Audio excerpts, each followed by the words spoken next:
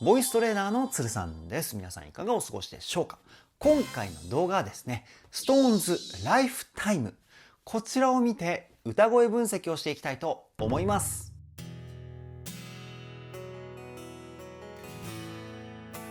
鶴さんのボーカルルーム。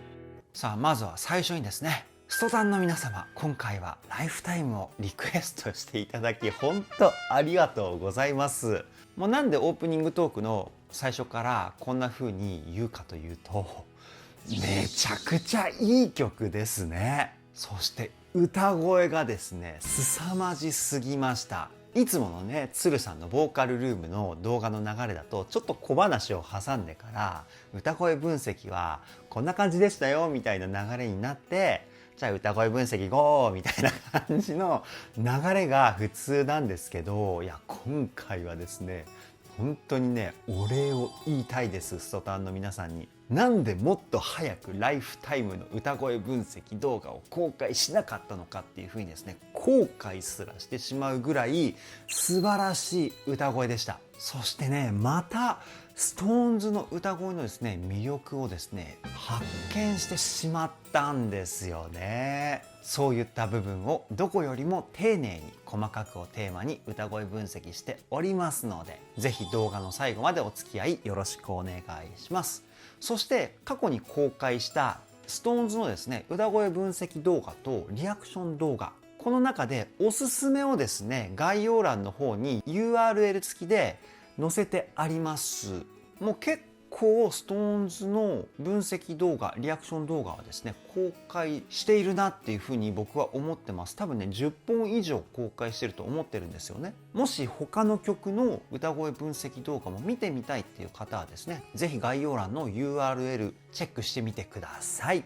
鶴さんのボーカルルーム、こちらのチャンネルは私鶴さんが現在気になっているアーティストの魅力をボイストレーナー目線で伝える歌声分析動画とリアクション動画をメインで公開しているチャンネルです。今の話を聞いて気になった方はぜひチャンネル登録、高評価よろしくお願いします。それでは早速 SixTONES ライフタイム歌声分析 GO!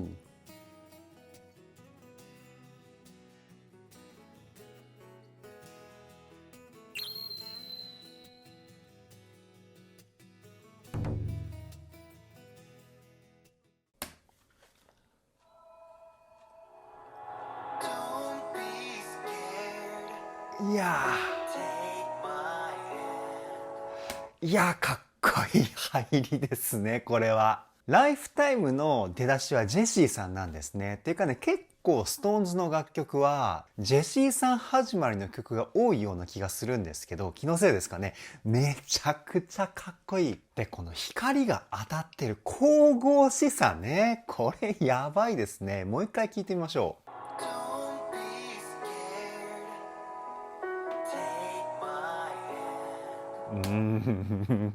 最高ですね。で、今回のジェシーさんの声はですね、前半と後半で声の響きの成分が違うんですよね。前半の Don't be scared、ここはですね、鼻と口をメインで使っているような歌声。鼻が鼻腔共鳴といって声の音色をコントロールしたり、高い音を出すときに使う部分。そして口の中がですね、口腔共鳴といって言葉のクリアさだったり、口の大きさによっては声量のコントロール。そういった部分。この2つをですね、うまくミックスさせたような声。で、後半のTake my hand、こっちはですね、口と胸が中心なんですよね。胸がですね、胸腔共鳴といって声の太さだったり、歌声自体の安心感を感じれるような声の響きを作るポイントなんですけど、いや、フレーズによって声の成分を変化させるジェシーさんの歌の実力やばいですよね。次いきますよ。うわ、かっこいい。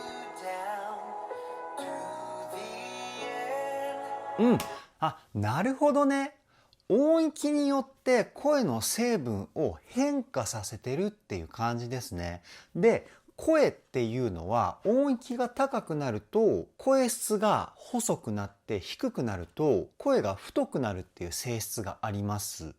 これ何も意識しないと自然とこういう現象が起きるんですよね。で、その時声の成分がどういうふうに変化するかというと、イメージとしてはですね、ここを境に高い声になると声の響きが上中心になって、低い音っていうのは下中心になるんですよね。なので高い音っていうのは鼻腔共鳴の響きが強くなりますし、低い音っていうのは胸の胸腔共鳴の響きが強くなるんですよね。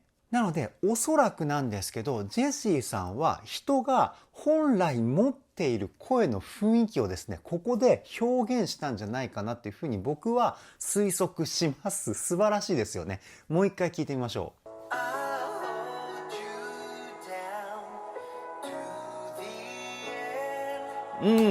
最後の to the end のこの end のところは鼻中心っていう感じの声なんですよ。いやー、すごいね。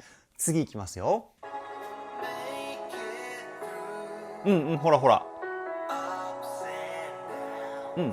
今の最後の ups and downs。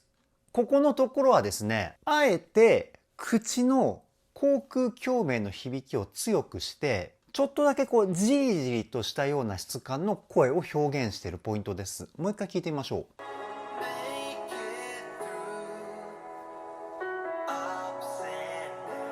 ほらほら。ups and downs。こんな感じの声質ですよね。これなんで口の響きを残した感じで歌ったかというと、確かに先ほど言ったように声の自然な流れとしては胸の響き中心にするんですけど、低音域で胸の響きを中心にするっていうことは歌詞の輪郭がこうもやっとしちゃうんですよね。その低音の響きのニュアンスが強くなりすぎるっていうところで、男らしい感じの声質にはなるんだけど、気をつけないと歌詞が聞き取りにくいっていうデメリットがあったりもするんですよ。おそらくここのポイントはですね、歌詞を伝えたくてあえて口中心の響きにして言葉の輪郭をクリアにするっていうテクニックを使ったんじゃないかなっていうふうに僕は思います。次いきますよ。ごめんなさい。ちょっとね、短めに止めてしまいましたけど、今のところはですね、もう笑っちゃうぐらいすごいんですけど、声をですね、全体的に後ろに引くイメージで歌っているんですよね。歌っていうのは、声を出す方向によって質感が大きく変わります。自分の顔のイメージをですね、こう分度器としてイメージしていただいてですね、0度の方向が一番強い雰囲気の声が出ます。で、180度に向かっていくにつれてどんどん声が柔らかくなるっていう性質も持っています。で、ここでジェシーさんはですね、高い音っていうのは本来強いニュアンスの声が出やすい音域なんですけど、そこであえてこうね、声を後ろに引くことによってふわっとした声を表現してるんですね。もう一回聞いてみましょう。ほらほら。これね、僕できないな。Don't look back。こんな感じかな。もっとジェシーさんの声柔らかいですよね。僕がやるとね、こうね、ちょっと強くなりすぎちゃうんですよね。いやー、羨ましいですね、このテクニックは。次行ってみましょう。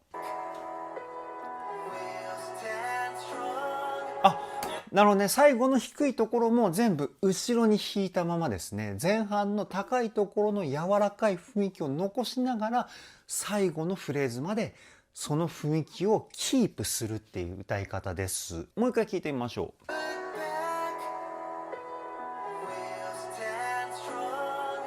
う。全体的にうっすら息の音が混ざってるウィスパーボイスも使ってるかな。ラララみたいな、すごくこうね、優しく包み込むような雰囲気が素敵な歌だと思います。次いきますよ。うわ、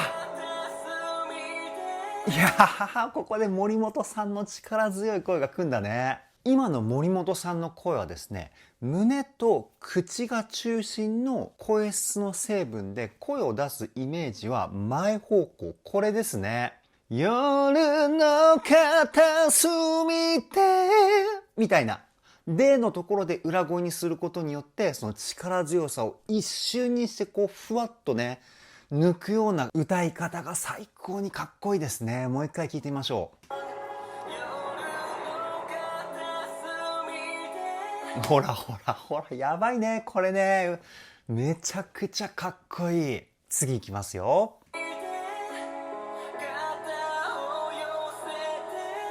途中でね、裏声にこうくるっとひっくり返したようなニュアンスもね、すごく色気があっていいですよね。肩を寄せてみたいな。いやー、この歌い方僕大好きですね。もう一回聞いてみましょう。ほらほらほら。全体的にちょっとしゃくり気味なのかな。肩をみたいな。こうちょっと低い音から入って目的の音までクイッとこうね、音をしゃくり上げるテクニック。これをしゃくりって言うんですけど、このしゃくりを入れることによって歌のフレーズ全体にスピード感もついてくるんですよね。ここはかっこよさの最大の理由だと僕は思うんですけど、いやー素晴らしい。次いきますよ。うわっ、いやいやいやいや、すごいね。裏声で全部いくのかと思ったら、最後は地声で力強く。この音量の差がね、すごいんですよ。音楽用語ではダイナミクスって言うんですけど、裏声のところはグッと抑えて、で、地声で一気にこう感情をこうバーッと解放させるみたいなね。いや、これはめちゃくちゃかっこいい。もう一回聞いてみましょう。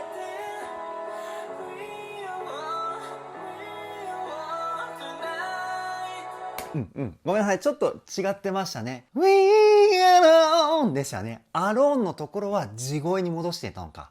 なるほどね。いや、このね、生から動みたいな感じの動きがめちゃくちゃかっこいいですよね。で、CD の音源っていうのは基本的に音量が一定になるような加工、コンプレッサーっていう処理がされます。大きい方の音を小さい音の方にこう圧縮するような感じの加工なんですけど、でもそれがされているにもかかわらず、ここまで裏声と地声の音量差を表現できるっていうことは、レコーディングではもっと激しく声量の大きさを使い分けて歌っているっていうことなんですよね。だから多分ね、ライブで聞くとものすごい音量差なんじゃないかなっていうふうに僕はね、推測しますよ。いやー素晴らしい。次いきますよ。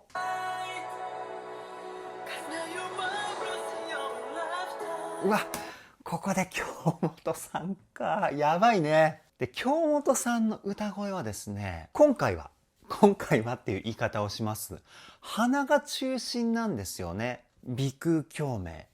で、鼻を中心にすることによって、声質のコントロールがですね、めちゃくちゃこう器用に使いこなしてるというか、めちゃくちゃ高い音域なのに、まるでこうね、そっと語りかけるような雰囲気が出ていると思うんですけど、これね、さらっと歌ってるようで、超高等テクニックですからね、もう一回聞いてみましょう。ほらほらほら、やばいね。これはね、僕はね、100% できないですね。Cause now you're my blessing of a lifetime。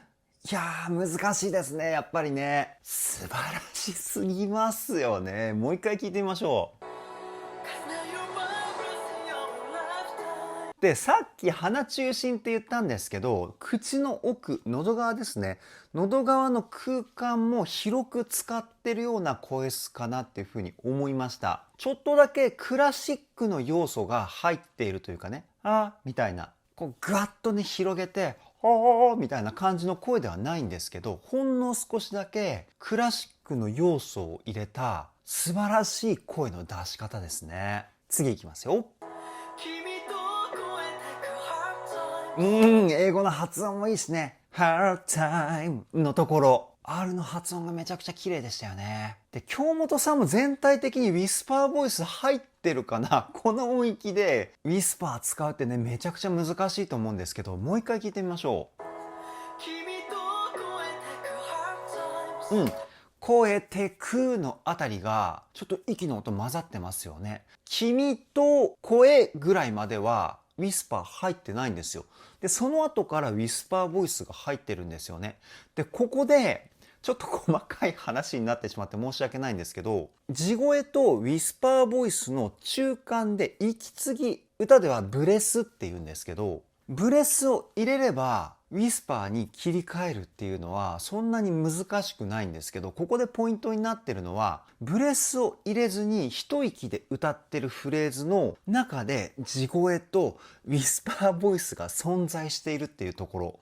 これがね、めちゃくちゃ難しいんです。君と越えてくみたいなね。今僕は1オクターブ下、低い音で歌ったから割とねやりやすかったんですけど、これを京本さんと同じ音域で歌うとですね、めちゃくちゃ難易度が上がるんです。すごい技ですよ、これは。次いきますね。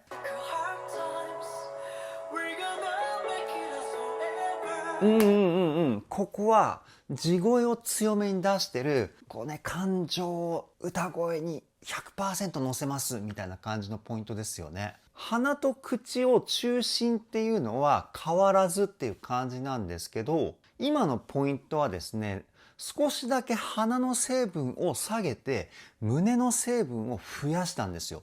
そうすることによって力強い歌声を作ってるんですよね。もう一回聞いてみましょう。ね。すごく力強い声でしたよね。これは胸腔共鳴の響きが強くなっている証拠なんですね。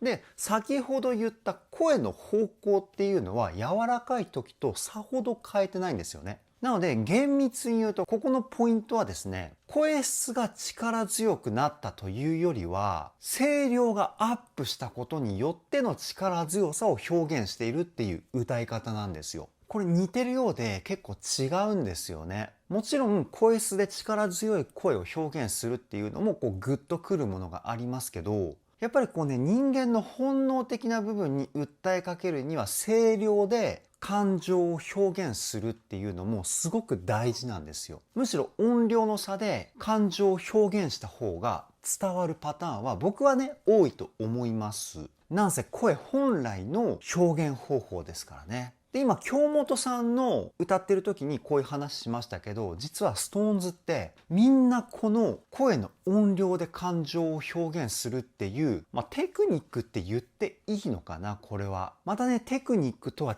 違う部分だと思うんですけど、本能的な表現の仕方をですね、やってるんですよね。だから僕は SixTONES の歌にね、ここまで惹かれてるっていうのもあるんですけど、めちゃくちゃかっこよくて素晴らしいですよね。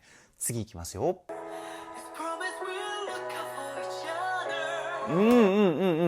ここの部分はもうところどころで音量がこう変わっていますよね。そこまで大きくこうグワーンっていう風にでっかくなってちっちゃくなってっていう感じじゃないんですけど、本当にこう感情的になって相手に何か自分の気持ちを伝えるために話してますっていうようなニュアンスをね、今僕は感じました。本当に人に語るように歌いますよね、京本さんは。もう一回聞いてみましょう。ほらほらほらほらほら。よく聞くと本当に普段誰かと話している時のような質感、そこにこうね、メロディーが乗っているっていう感じの歌い方だったと思うんですよね。なかなかこの表現を使って歌ってるアーティストって日本にね、数えるぐらいしかいないんじゃないかなっていうふうに思います。ただアメリカとかの歌い手ってこういった表現なんですよね。英語圏の感情表現っていうのは音量差なんですよ。強い気持ちを伝えたい時は大きい音量になるし、こう優しいとか悲しいとか、そういうね、気持ち的な部分を大きく表に出さなくていい感情の時は音量が小さくなりますし、それと違って日本っていうのは感情の表現をですね、音域の高い低いで判断することが多いんですよね。なので先ほどのあまり音量の大小で感情を表現するボーカリストが日本にはあまりいないっていうのはそういうところもあるんですけど、いや素晴らしいですね。次いきますよ。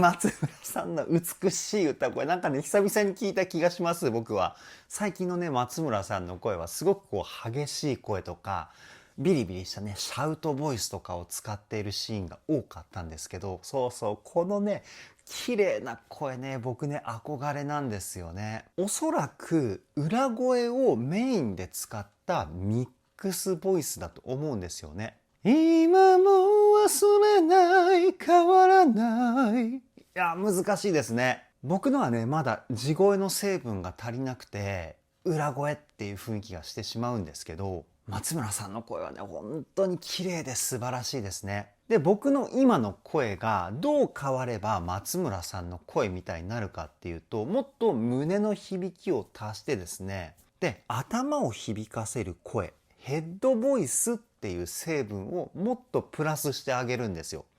このね、声のバランスの作り方が僕はすごく難しくて、今ね、ひたすら練習中なんですけど、でもね、前よりは少し近づけたかなっていうふうに思ったのでね、今試しに歌ってみたんですけど、やっぱりまだまだね、程遠かったですね。もう一回聞いてみましょう。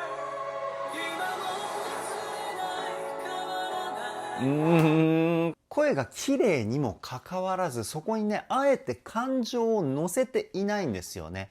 まっすぐこう線のように歌うというか、これが最高に僕はね、かっこいいポイントっていうか、この表現方法に僕はね、美学を感じるんですよね。美しい歌声に感情を込めてしまうと、僕の中ではそれはね、くどい歌い方になるっていうふうに思っていて、美しい歌声だからこそ必要以上に感情を乗せない理想の歌い方かなっていうふうに僕は思います。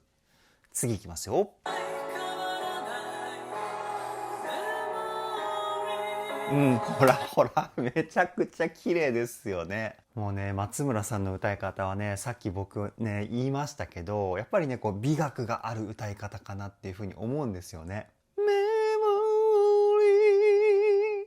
こんな感じかな。今はね、割と裏声成分が強くて、ミックスボイスっていうよりは裏声のポイントだったと思うんですけど、超綺麗な歌声ですよね。もう一回聞いてみましょうよ。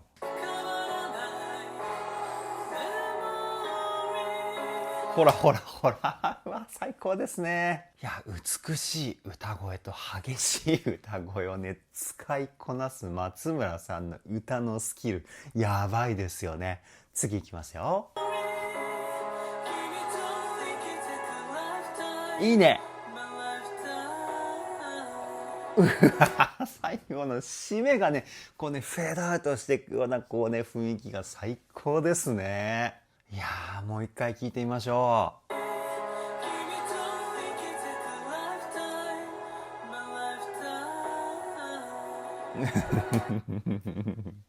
それでね、これね、全体的に今気づいたんですけど、さりげなくスタッカートっていう音を切るテクニックを入れてるんですよね。こう、ふわーっと歌ってるように聞こえて、実はこう、音を切る箇所を作ることによって、しっかりとリズム的な部分も表現してるっていうね、これはね、素晴らしいですね。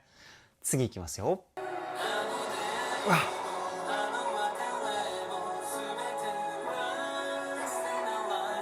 いいね。ここで声が重なってくるわけだ。ここはメインがコーチさんでオクターブ上で歌ってるのは誰だろう。ここはコーチさんがメインのポイントですね。ものすごくね、男らしいかっこいい声ですよね。いつもの無邪気な感じのコーチさんの歌声とはまた違った表現。素晴らしいですね。胸の響きと口の響き、この2つが中心の声です。もう一回聞いてみましょう。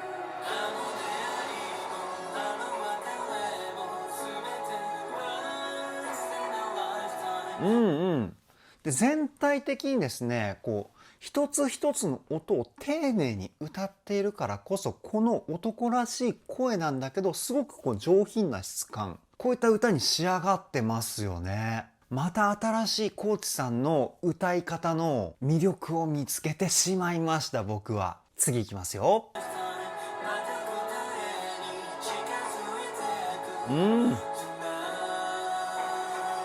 いいね。ここは意識的にできるだけこう音量差をつけないような歌い方をしてんのかな。こう耳元で囁いてるような雰囲気を表現しているというか、僕はそういうふうに感じました。もう一回聞いてみましょう。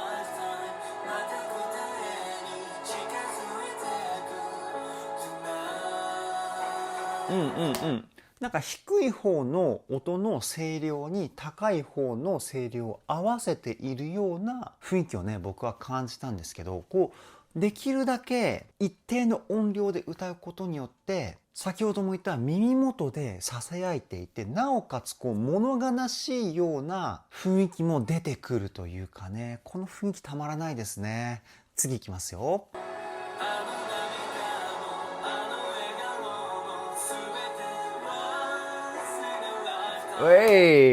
いや、田中さんの声、喉の奥がですね、こうグワッて開いて胸を中心に使っためちゃくちゃ色気のある歌声でしたよね。で、やっぱり普段ラップを担当しているから言葉の発音がですね、めちゃくちゃクリアですよね。胸を中心に使った声質なんですけど、残りを全部口に使っているみたいなね、そんなイメージかな。7対2対1、このぐらいの割合かと思います。もう一回聞いてみましょう。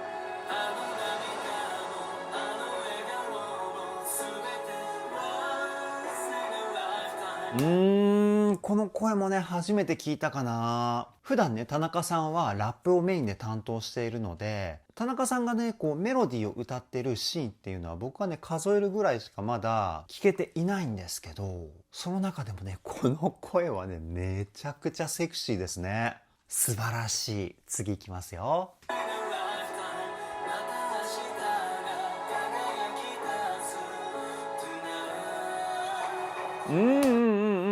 なるほどね。オクターブ上で京本さんが歌っているのか。で、こういうオクターブ関係の歌のポイントっていうのは、メインはどっちなのかって悩んだことありませんか？ソタンの皆さん。でもまあ、音域によるんですけど、この音域が半オクターブぐらい下がったら、京本さんの音域の方がメインになったりするんですよ。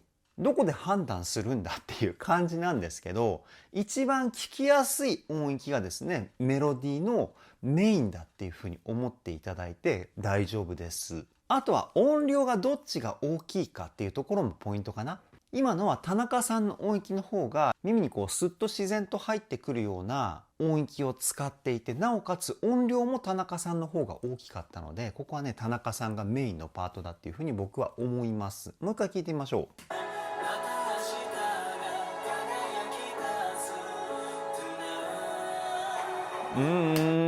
かっこいいね。あれってことは前半のコーチさんが歌ってるところのオクターブ上も京本さんがやってたのかな。でもこの映像を見る限り京本さんあの時コーチさんの時歌ってなかったような気がするんですけど、詳しいストタンの皆さんぜひこの辺コメントでフォロー解説よろしくお願いします。次いきますよ。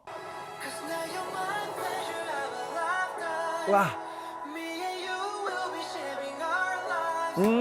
かっこいいね。またオープニングとは違った声の表現をしてますね、ジェシーさん。ここでは喉の奥をですね、こう、はっていう風にあくびの時の喉の状態を作って、その声をですね、鼻で抜いてるような声。いやー、本当に歌声の引き出しがね、多すぎますね。素晴らしい。もう一回聞いてみましょう。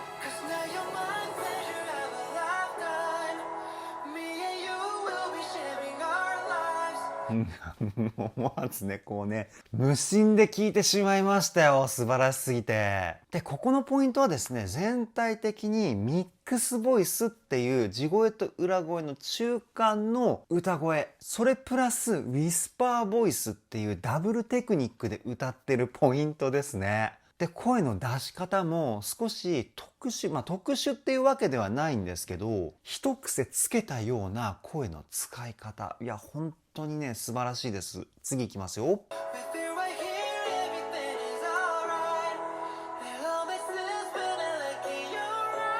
うわいや最後のね、ロングトーンすごいね。いやーみたいな感じのね、声の出し方だったと思うんですけど、これはですね、裏声成分の強いミックスボイスなんですよ。でもこう聞いてる感じ強い地声に聞こえますよね。これはてかこれこそが少し特殊な声の出し方で、出してる声は裏声なんですけど、しっかり胸と口と鼻、この響くポイントを全体的に使うことによって地声のようなパワフルな声に変化するんですよね、裏声が。いや、これすごいな。もう一回聞いてみましょう。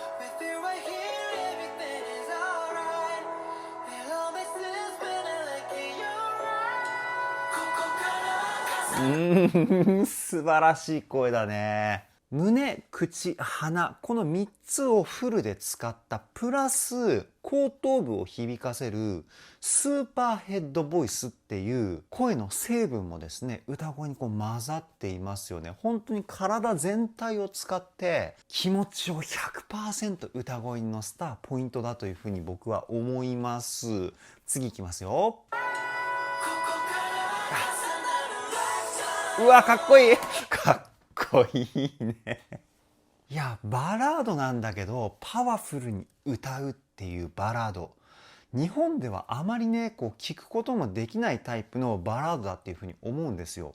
でも海外ではこういうバラードって実はものすごくいっぱいあって、すごく強い声を使ってるにもかかわらず、もう感動して泣いちゃうようなバラード。今回の SixTONES のライフタイムはまさにそれですよね。ゴスペルに近いっていうかね。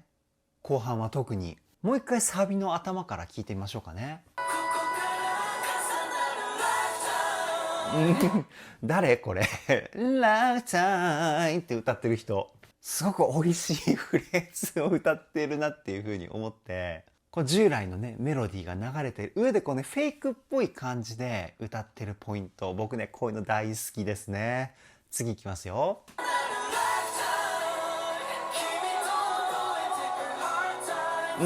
あ、フェイクはやっぱり京本さんか。京本さんでしたよね。やっぱりああいうねテクニカルな歌い方は京本さんとジェシーさんっていう感じが僕の中ではねあるんですよね。もう一回聞いてみましょう。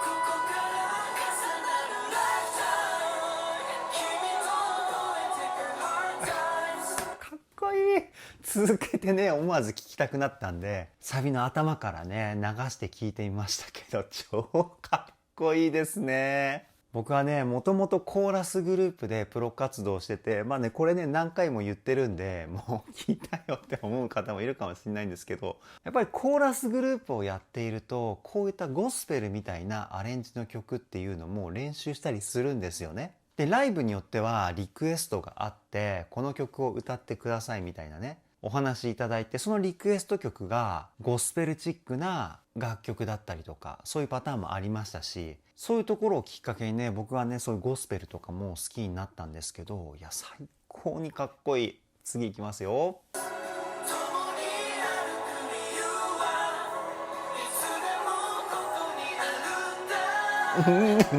やっぱりねこの全員で歌った時の SixTONES の歌もうすごいですよね。このパワーといい一体感といい一糸乱れないリズム、パーフェクトな歌ですよね。もう一回聞いてみましょう。ほら、あ、かっこいいっす。理由はの上で理由はのこのハモリねめちゃくちゃかっこいいですよね。もうねすいません、ちょっとねテンションが上がると思わずねこうね難しい話をしてしまうのが僕の悪い癖ですね。今のコーラスアレンジ、要はハモリのアレンジがですねものすごくかっこいいフレーズを使っていて、メインメロディーももちろんかっこいいんですけど、ハモリもかっこいいのかよって思ったらですね思わずテンション上がっちゃいましたね。次いきますよ。かっこいい。やばいね。やばいですよね、ストタンの皆さん、この曲はね。SixTONES の歌声分析動画をね公開して、確かね11月の上旬に公開したんですよね、初めて。僕が僕じゃないみたいだって考えるとね、まだね4ヶ月ぐらいしか経っていなくてにもかかわらずここまでね歌声に惹かれるって、いやこれはねもう今までの僕の中ではなかなかない経験だなっていうふうに思ってるんですよね。で、SixTONES の歌声もちろんすごいんですけど、その素晴らしさをね、僕に細かく教えてくださるストタンの皆さんの優しさね。これがね、僕はね、最高に嬉しいんです。皆さんのおかげでですね、このライフタイムっていう素晴らしい楽曲を聴くことができました。本当にありがとうございます。そうね、伝えたくなるくらい素晴らしいですね。もう一回聴いてみましょう。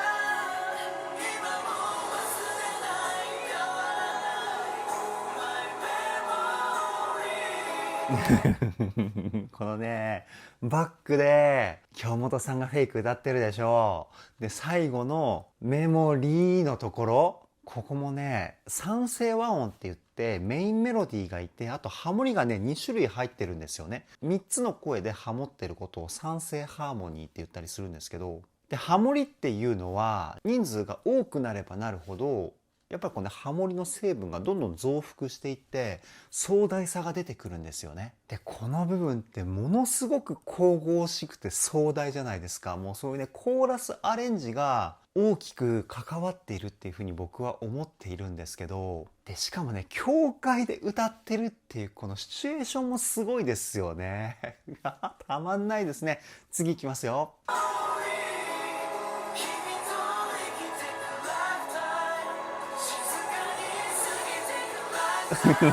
そうそうそうそう。この、ラーラーっていうこのフレーズがね、めちゃくちゃかっこいい。で、ここを実はかっこよく聴かせるための布石っていうのが存在しているの皆さん気づきましたか？ポイントはですね、子音とスタッカートなんです。今のところ、最後のワンフレーズが来る前に、この曲の中で一番子音を全員で強く歌って、なおかつ全体的に音を切るような歌い方をしてるんですよね。もう一回聞いてみましょう。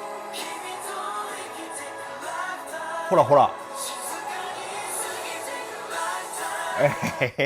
かっこいい。君と生きてくぐらい強く歌ってますよね。で、普通だったら君と生きてくライフタイムぐらいだと思うんですよね。でもここのポイントは君と生きてくぐらい子音強くスタッカートも強めみたいな感じで歌ってます。そうすることによって全体的なアタック感とブレーキ感、この2つが生まれるんですよね。これが生まれることによってリズム感がこうどんどんね増幅している感じに聞こえてくるんですけど、でその溜めたパワーがどんどんこう溜まっていって溜まっていって、最後のラーラーのところで一気に爆発するっていうようなポイントなんですよ。ちょっとね、ごめんなさい。もう一回聞いてみましょうか。今の説明を意識した上で聞いてみてください。僕が言ってる意味がわかると思います。いきますよ。これ、溜まって溜まって。ほらほらほらほら。過ぎてくぐらいからこう、グワンってこうね、上がっていくような感じがありますよね。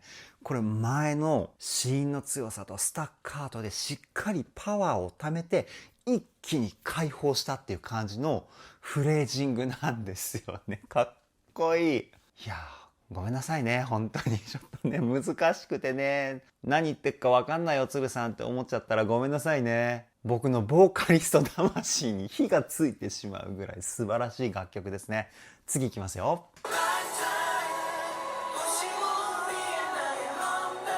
ほらほら、ほらほら、ほらほらって言ってもまたやっちゃった。またね、これよくあるんですよ。何の説明もしてないのにほらほらっていうことね。すいませんね。今さっき子音とスタッカート強くって言った後にまたね、今同じフレーズが来たじゃないですか。今のところはそこまでパワー感感じなかったと思うんですよね。ここは子音とスタッカート感を弱めて歌ってるポイントです。もう一回聞いてみましょう。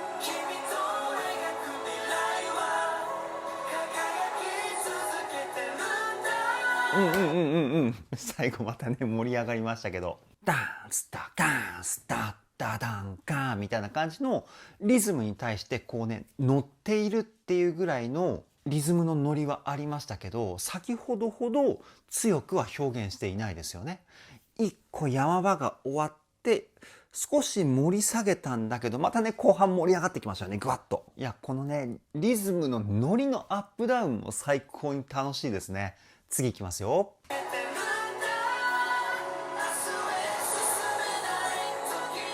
うわかっこいい。そして一人ずつ歩き始めましたよ。ここから何が起こるんでしょうか。ちょっとね、ストーンズの動きが気になったので、次見てみましょう。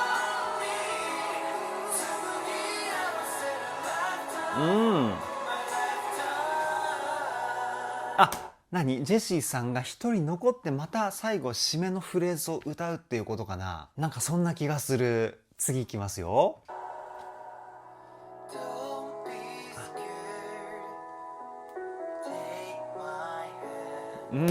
やっぱりね、最初に戻るみたいな感じか。うわ、この流れいいね。次いきますよ。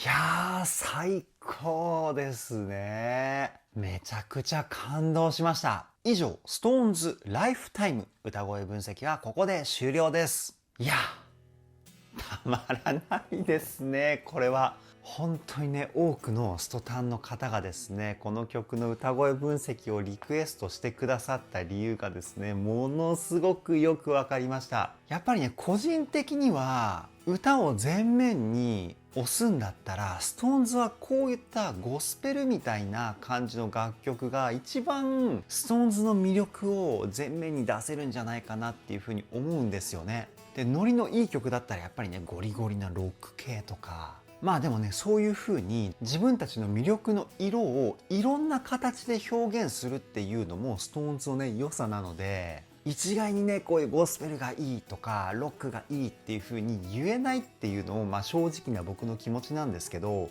いや、今回のライフタイムはですね、もうドンピシャでね、ハマっちゃいそうですね。ほんと素晴らしすぎました。いつもストタンの皆様、素晴らしい楽曲を紹介していただいてありがとうございます。随時ね、リクエストの方は受け付けておりますので、コメントで気軽にリクエストしていただけたらなというふうに思います。まだね、たくさんのリクエストをいただいていて、歌声分析動画撮影してね、公開できてない曲もいっぱいあるんですけれども、皆さんのね、エピソード付きで楽曲の方もね、紹介していただけたら僕はね、嬉しいなっていうふうに思いますので、ぜひお時間に余裕がある方はですね、そういうふうにコメントしていただけたらなというふうに思います。ボイストレーナーの鶴さんです。皆さんいかがお過ごしでしょうか。今回の動画はですね、SixTONES ST、こちらのライブ映像を見てリアクションをしていきたいと思います。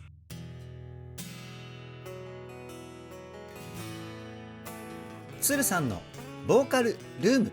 さあ、今回はですね、ストタンの皆様からリクエストをいただいた ST のライブ映像を見てのリアクションということでですね、多くのリクエストありがとうございます。そして ST のですね、ライブ映像を見たわけですけれども、いや、マジでかっこいいですね。めちゃくちゃテンションが上がりました。で、この ST のライブ映像なんですけど、3年前のライブ映像なんですね。最近のライブ映像なんじゃないかって思うぐらいパワフルだし、ものすごい歌声だったし、めちゃくちゃかっこよかったです。そんなテンションの上がった鶴さんと一緒にですね、動画の最後までお付き合いいただけたらなというふうに思います。鶴さんのボーカルルーム、こちらのチャンネルは私鶴さんが気になっているアーティストの魅力をボイストレーナー目線で伝えるリアクション動画と歌声分析動画をメインで公開しているチャンネルです。今の話を聞いて気になった方はぜひチャンネル登録高評価よろしくお願いします。それでは早速 SixTONES ST リアクション GO!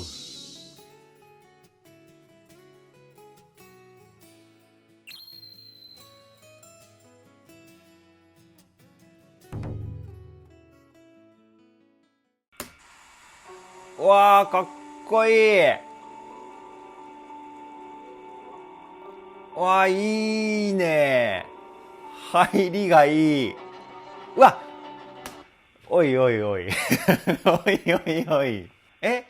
ストタンの皆様は僕の趣味知ってますか？このね、ギターのね、イントロのフレーズ僕ね、実は大好きなんです。こういう雰囲気のね。見てるどっかで。僕の生活どっかで見てますか？そう思っちゃうぐらいね、ドンピシャな僕好みのイントロですよ。次いきますね。かっこいいな。いや、いいね。いや、そろそろ来るんでしょなんか。そろそろ来るんでしょなんか。こっからね、いつものね、ストーンズのパターンだとね、ドカーンとなんかこう、インパクトの強い流れになってくんじゃないかなって僕はね、推測してるんですけれども、行ってみましょうか。ほらうわ、かっこいいかっこいい。ああ、いいね。やっぱね、このね、ハーモニーになった時のこの声の膨らんでる感じがね、ストーンズかっこいいですよね。いやー、ストタンの皆様がライブ映像は ST をぜひみたいなコメントものすごく多かったんですけど、間違いないですね。もうここでもうやばいなっていうふうに思ってます、僕は。次いきますよ。うわー、すごいねー。うわー、かっこいい。で A メロでしょ多分。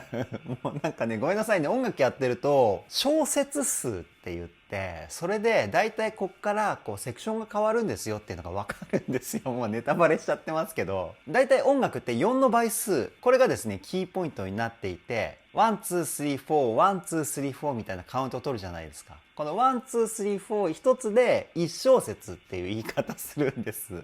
なんかまたね、こうなんか解説みたいになってますけど、それがだいたい8とか16で次のセクションに移動するんですよね。まあ時々そのルールをいい意味で破って意外性を持たせるような楽曲構成っていうのもあるんですけど、さあ行ってみましょう。うわなるほどね。イントロのあのギターのフレーズがバックで A メロが始まるのか。で、ジェシーさんから始まるわけね。かっこいいね。今回のジェシーさんは鼻中心の歌声チョイスですよ。次いきますよ。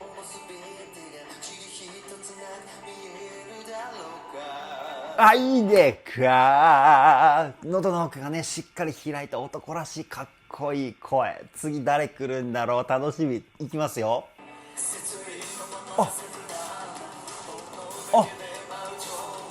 なるほどね。そっか。コメントでね、教えてもらいましたよ。ST は確か、京本さんがハモリのパートが多いんですよね。田中さんがメインを歌っていて、で、ハモリが京本さんのところか。すごく声のね、混ざり具合がたまらないですね。次行きますよ。かっこいい。うわ、今ね、ちょっと過ぎちゃいましたけど、やっぱりね、このちょっと戻しますよ。このね、やっぱペンランのね、カラフルな感じがすごく綺麗ですよね。この動画見てるストタンの方で、ここに映ってる方いますか？いたらね、ぜひね、コメントしてください。なんかこう、お客さんが映ってると、この動画見てくださってる方の中でも、なんか、私実は映ってるんですみたいな方いるんじゃないかってちょっとね思っちゃうんでね、ぜひいたらコメントしてください。私映ってましたって次いきますよ。松村さん、いいね、いいとこ持ってきましたね。バックがこう静かになったところで松村さんの歌声が一人でこうね会場に鳴り響く、感動するポイントですよね。次いきますよ。いいね。なるほどね。こっからサビに来るんだ。ダダッダダッもうかっこいいね。もうニヤニヤしちゃいますね、やっぱりね。いやー、ストーンズのライブは最高ですね。次いきますよ。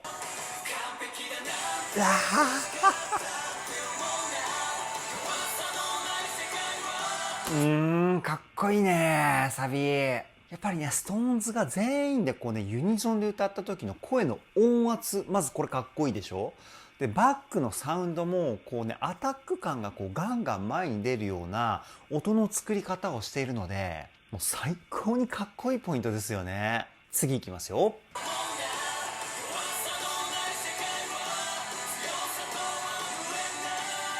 うわ、このお客さんね、いやーすごいね。何万人いるんだろう。3万人ぐらいいますか？もっといるかな。みんな記憶なくしてんだろうね。ストタンのライブ行きましたっていう方がね、コメントしてくれると、すごすぎて、記憶がなくなりますっていう風にね、みんなコメントしてくれんの。僕もいつかね、記憶なくしに行きたいですよ。次行きますよ。かっこいい。これは生で聞きたいね。やっぱりね、ライブ映像を見ると生で聞きたくなるね。次行きますよ。かっこいい。ここのスピード感がね、切り替わる瞬間、めちゃくちゃかっこいい。やっぱりどっかで見てます皆さん。なんかね、僕が好きな、こう、セクションっていうか、ポイントがね、どんどん来るんですよ。ちょっと戻して聞いていきましょう。かっこいい。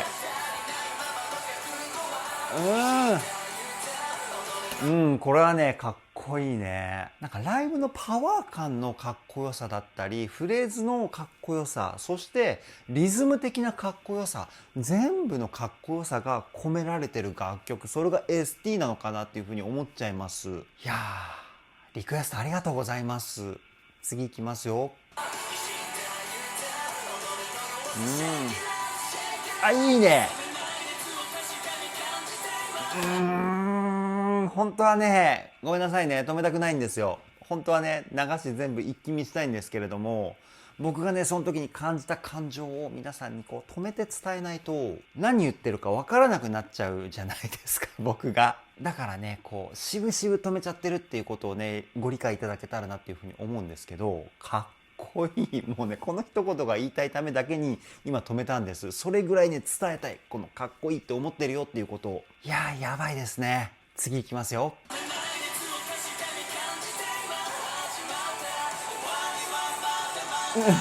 このね、ごめんなさいね。このね、やっぱハモリかっこいいよね。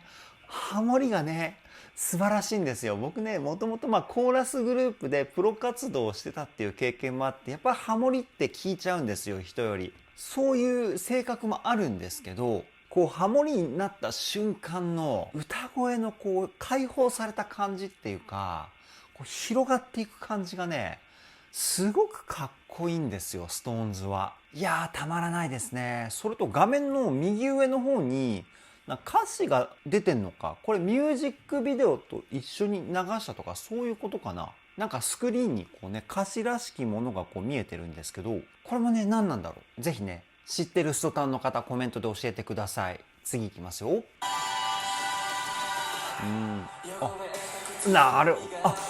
かっこいいかっこいい。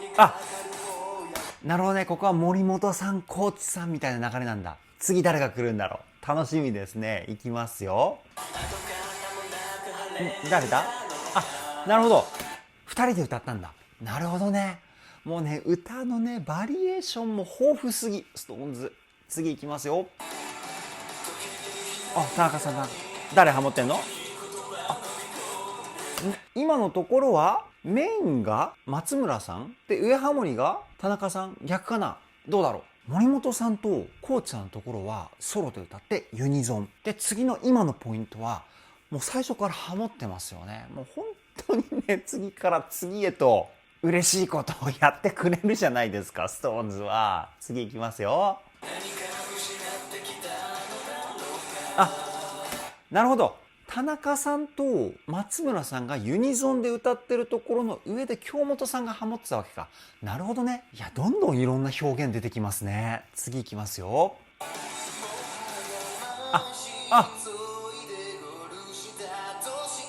美味しい。美味しいね、ジェシーさん。2番はジェシーさんがここのパートなんですね。やっぱりこの曲は鼻が強いですよね。なんでジェシーさんの時だけ歌声分析になるんだろう。それぐらいね、声の魅力に注目しちゃったっていうことなんですけど、やっぱ曲によってね、声の音色を変えれるジェシーさんのこの歌の実力すごいですよね。次いきますよ。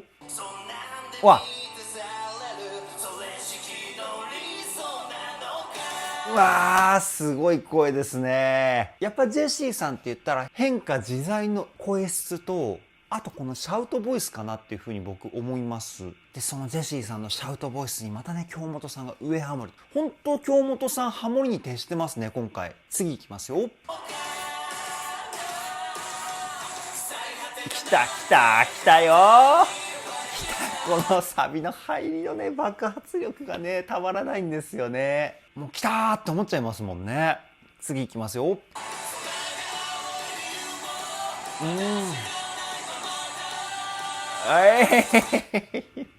もうね、すごすぎて笑っちゃいますね、これはね。で、これはライブの花道がなんか移動したのかな。どうなんだろう。さっきまで道でしたよね、これ。でも違うところに行ったのかな。どうなんだろう。こういうサプライズ的なのもあるんですか、ストーンズのライブは。これはね、びっくりしますね。次いきますよ。いやー、かっこいいわ。いやー、たまらないですね。実はね、最近でもないんですけど、SixTONES の YouTube チャンネルをですね、定期的に見てるんですよ。最近見たのは、一蘭っていうラーメン屋さんでラーメンを食べてる SixTONES の動画。その前はですね、焼き鳥をいっぱい食べてる SixTONES の動画。なんかね、音楽的な、クールでかっこいい SixTONES の姿からはですね、僕は想像できなかったんですよね、最初。でもね、そのギャップがね、またね、たまらないんですよね。もう次早く新しい動画公開されないかなとか言って、待っちゃう僕がいるんですけど、もうかなりね、SixTONES ハマってますよ、僕は。次行きますよ。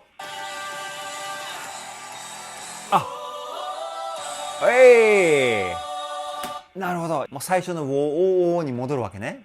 でもバックのサウンドが違いますよね。デーン、デーン、デーンみたいな。いやー、同じ歌フレーズでもね、バックのサウンドを変えてきたりと、もう最後まで気が抜けないですよね。同じ、例えば歌のメロディーが来たとしても、バックのサウンドが変わったり、歌のアレンジが変わってきたりね。常に新鮮な気持ちで曲を聴けるのが SixTONES の魅力の一つかなっていうふうに思います。次いきますよ。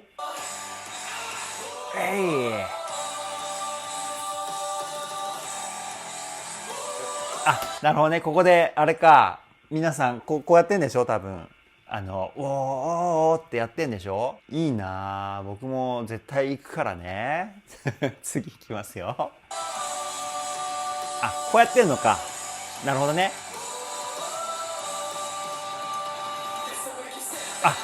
なにラップが始まった。田中さんパート。そうそう。ラップ来ないなって思ってたんですよね。なるほど。後半に持ってきたわけだ。ラップ聞いていきましょう。いきますよ。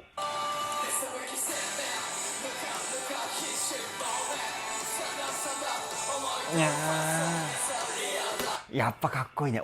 今なんか全員でラップを合わせたポイントありますね。ちょっと戻して聞いていきましょうか。ほら。なるほどね。ラップもどんどん後半に向かうにつれて盛り上がってくるわけか。で、コーツさんのこれかっこいいね。今ね、このシーン。これちょっとごめんなさいね。字幕が入ってて分かりにくいと思うんですけど、時間としてはですね、3分22秒のポイントです。コーチさんのね、かっこよさ。ちゃんとね、でっかい画面で見たい方はですね、SixTONES の ST、こちらのですね、3分22秒ですね。概要欄にリンク貼ってるので、気になる方はね、そこから飛んで3分22秒見てみてください。次いきますよ。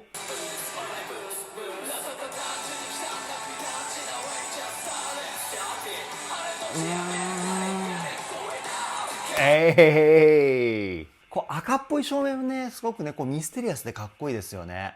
激しい系のサウンドの時は照明の色赤って印象です、僕は。で、爽やか系は青とかね。なんか僕の勝手なイメージなんですけど。次いきますよ。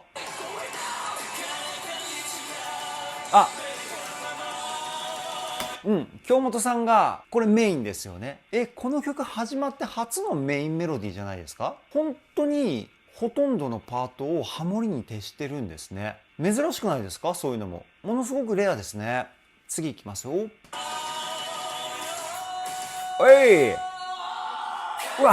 うわ。ロングトーンからのシャウトね。これすごいですよ。僕絶対できない。これは。難しい。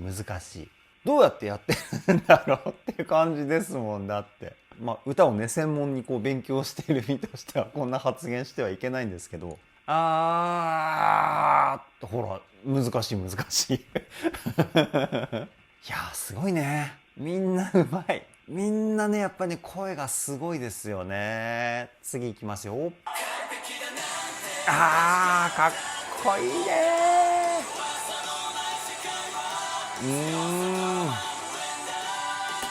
いやーいいね。これはねなんかねストタンの皆さんがストーンズのライブ記憶なくすって言った意味がね今ちょっと分かりました。なんかテンション上がりすぎて僕も前半何喋ったかとかちょっと記憶ないですもん。これね会場に行ったらなおさらこうなるわけでしょ。これはやばいね。やっぱこうなんかね心の底からエナジーが湧いてきますよね、ストーンズのライブ見てると。その気持ちがですね今回の ST で少しだけ分かりましたよ僕も。次いきますよ。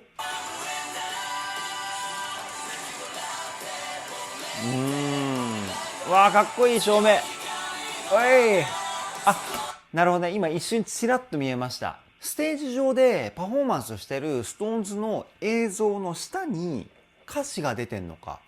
なるほどね、すごく丁寧なライブですね。一般的なライブだとねこうでっかい会場だとアーティストのね姿がこう遠い席だと見えないからっつってこうスクリーンにねこう映像が映し出されるってよくあると思うんですけど、曲の中でねそこに歌詞まで載っけてるアーティストって僕はね知らないです。今のストーンズで初めて見ました。いやーすごい丁寧なライブですね。次いきますよ。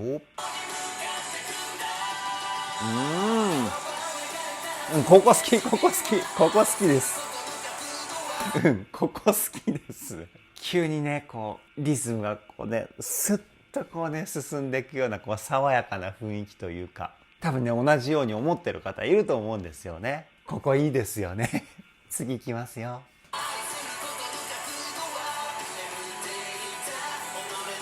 走ってる走ってる。なんかごめんなさい、もう本当にね本当に止めたくないんですよ、ごめんなさいね。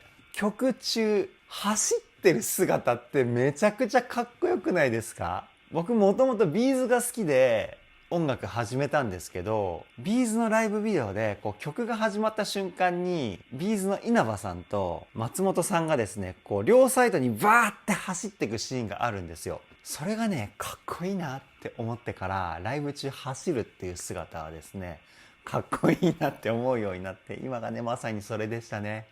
次いきますよ。なるほどね。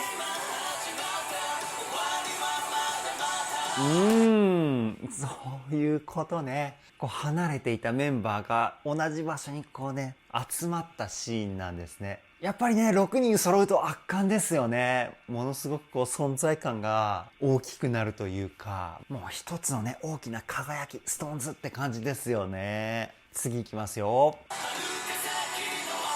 かっこいいね。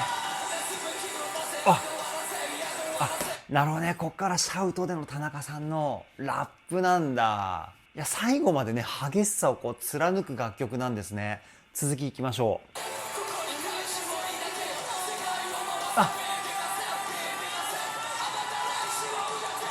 かっこいい。やば、これはやばいね。田中さんのラップのバックにはジェシーさんがこのハイトーンでのシャウト、この組み合わせやばいね。次いきますよ。なるほど。いい、頭振りたい。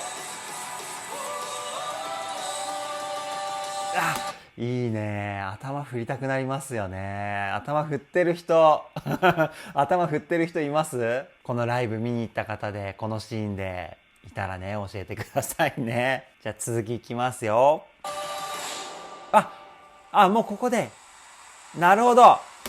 いやそっか、最後まで見ればよかったね。ごめんなさい。ちょっと戻してもう一回だけ見ましょうかね。じゃあ行きますよ。この花火やばいね。そしてすごい拍手。いやー最高でした。以上 SixTONES ST リアクションはここで終了です。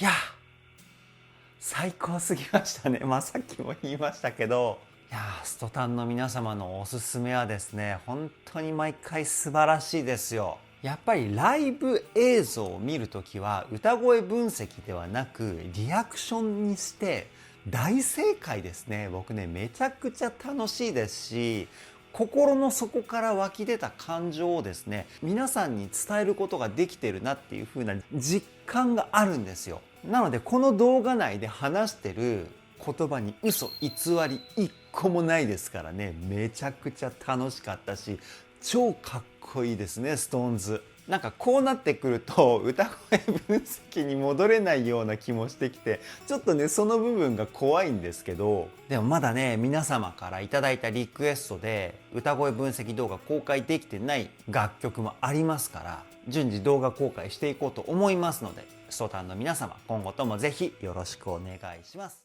ボイストレーナーのつるさんです。皆さんいかがお過ごしでしょうか。今回の動画はですね、SixTONESボーイズ YouTube バージョン、こちらを見て歌声分析をしていきたいと思います。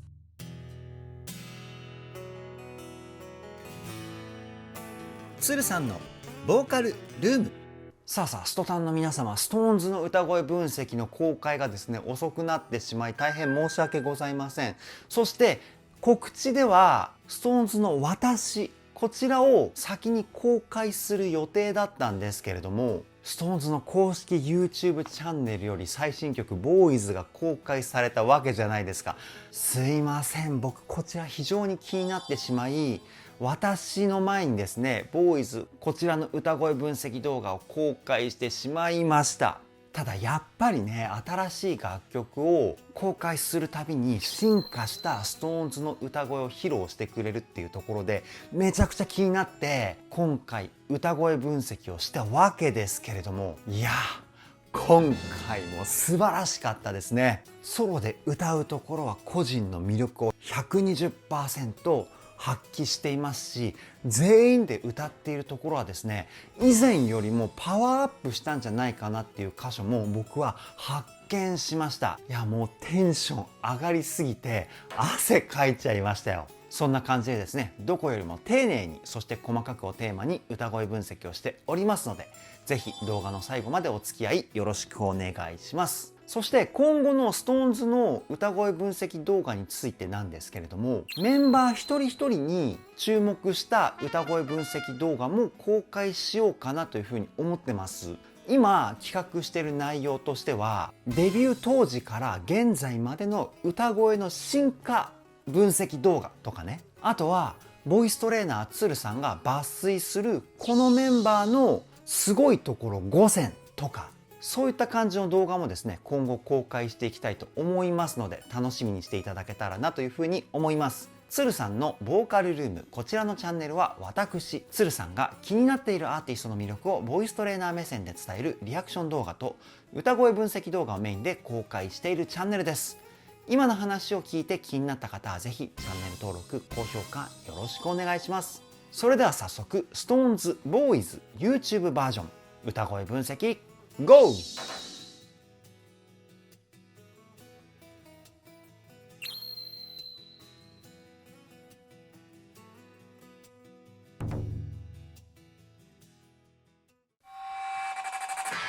うわ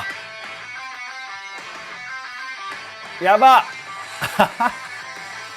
いやめちゃくちゃかっこいい。うわこれはね僕が大好きな感じの王道ロックですよね。おそらく1990年代後半から2000年前半ぐらいのですねバンド系が好きな方だったらみんな大好きなんじゃないかなっていう曲調ですよね。超かっこいい。これは続きが気になりますね。いきますよ。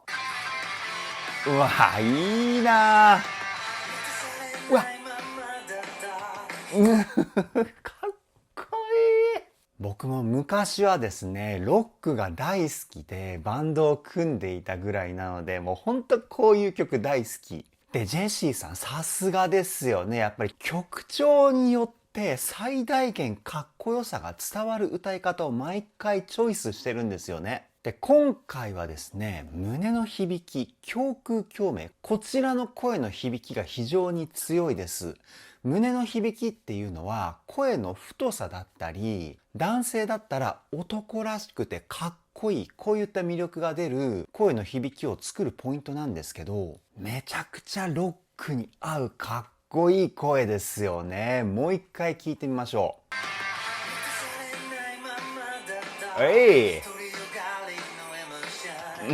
かっこいいね。後半のエモーションのところは、ここはですね、胸の響きをキープしたまま、その声をですね、鼻に入れるっていう感じの声の出し方です。鼻の声の響きはですね、鼻腔共鳴って言って、声の音色をコントロールしたり、高い声を出す時のアプローチを作るようなポイントなんですけど、今回ジェシーさんはですね、鼻に声を入れることによって声の個性をですね、前面に出すような音色をチョイスしてますね。エモーションみたいな、こういった雰囲気の声だったと思うんですけど、いやーかっこいいね。で、全体的にこのロックな曲調にしっかりと声のビート感が乗っていくように音を全体的に切るテクニック、スタッカート、こちらも使ってますね。超かっこいい。次いきますよ。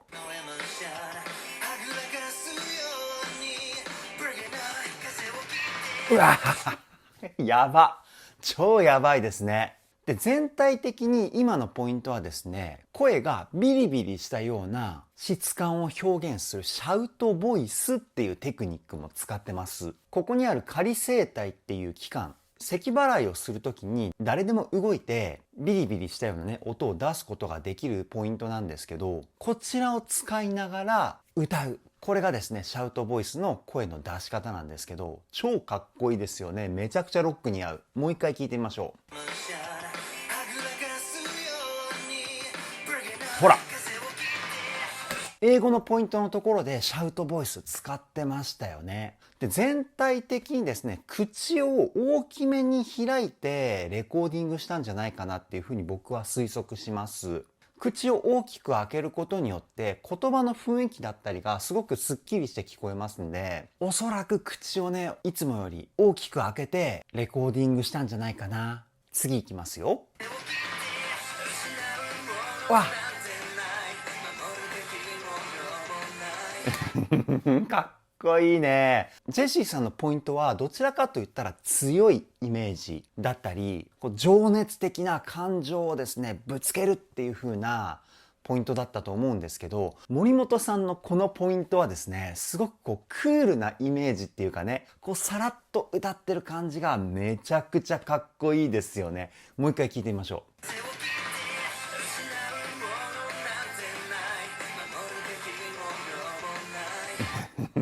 最高か。超かっこいいですね。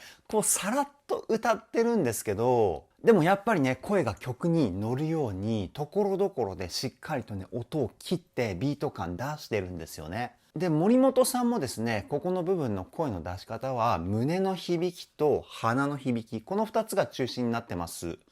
同じぐらいの割合かと思います。口の中の口腔共鳴、こちらはあまり使ってないような雰囲気ですね。口の中の口腔共鳴っていうのは言葉をクリアに発音したり、口の中の空間の大きさによっては声量のコントロールまでつなげることのできるポイントなんですけど、今回の森本さんはですね、胸で男らしい声の雰囲気、そして鼻で色気、この2つを混ぜて歌ってるようなね、そんな感じのすごく魅力的な歌声です。で、最初に失うみたいな感じでザラザラっとした音がね入ったと思うんですけど、このテクニックはですね、エッジボイスっていうテクニックで、この音を入れることによって色気だったり切なさが増してくるような、そんな雰囲気が出てきます。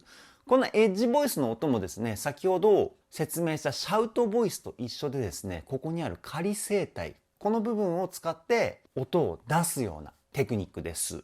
次いきますよ。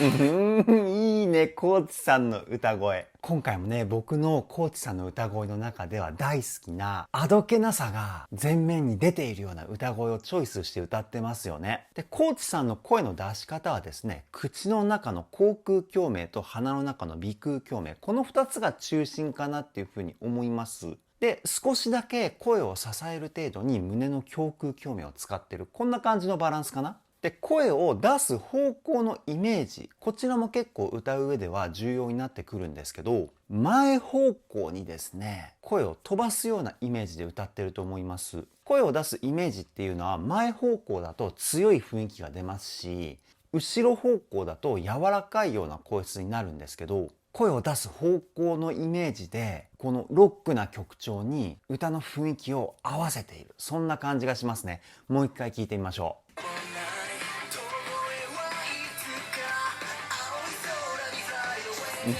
いい。いやーもうね、ちょっと汗かいてきましたよ、今回も。かっこよすぎてね、もうテンションが今すごい上がってるんですけど、ストーンズの曲はね、毎回ね、テンションが上がって汗かいてる気がします。超かっこいい。次いきますよ。うわ。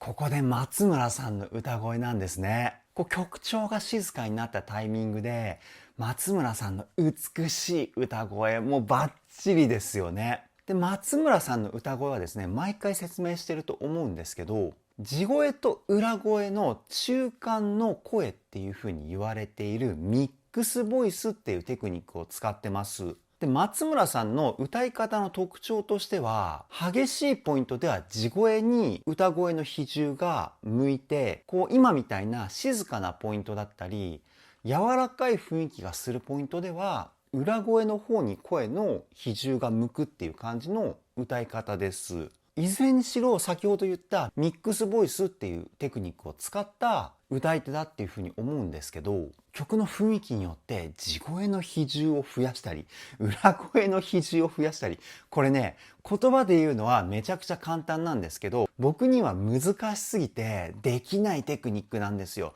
もう本当に素晴らしい歌い手です、松村さんは。もう一回聞いてみましょう。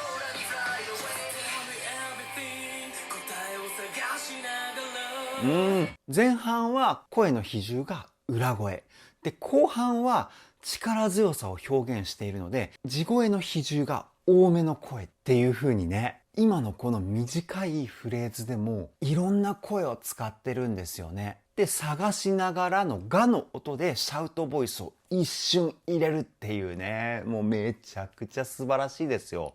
次いきますよ。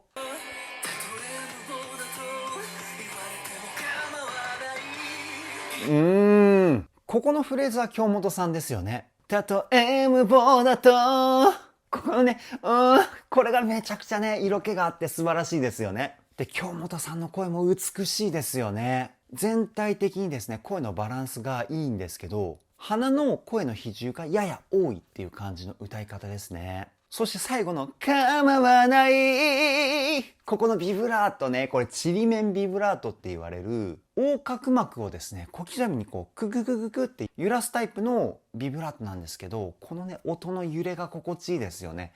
もう一回聞いてみましょう。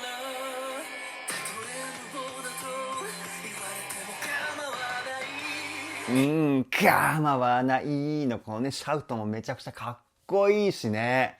いやー、こっからサビかな、どんな感じなのかすごく楽しみですね。いきますよ。うわ、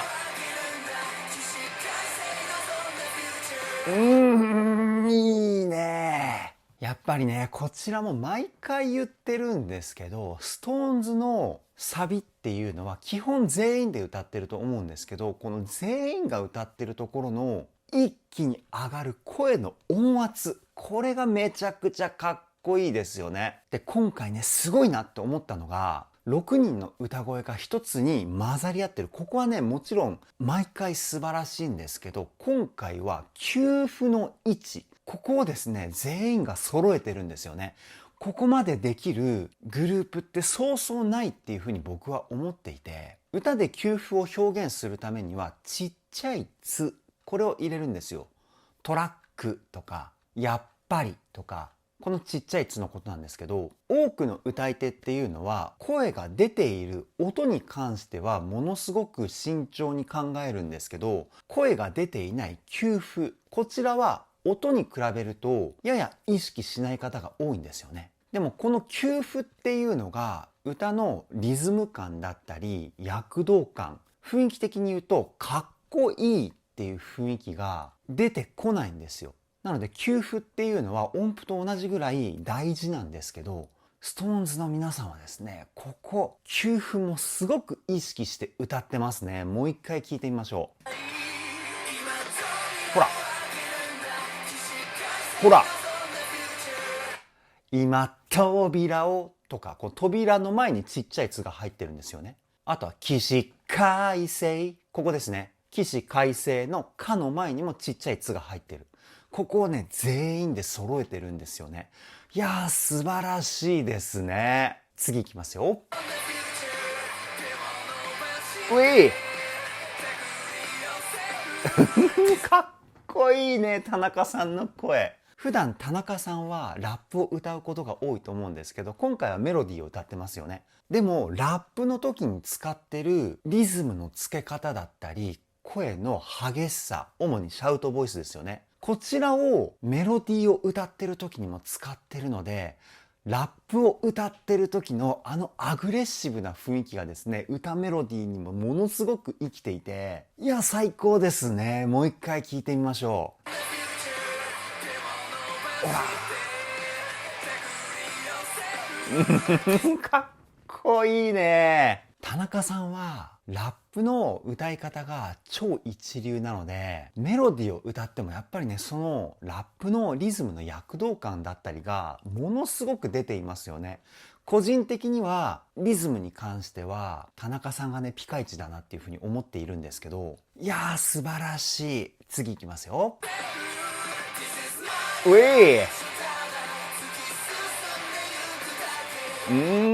今のポイントはですね、前半のバックのサウンドがこうピタって止まったポイントあるじゃないですか。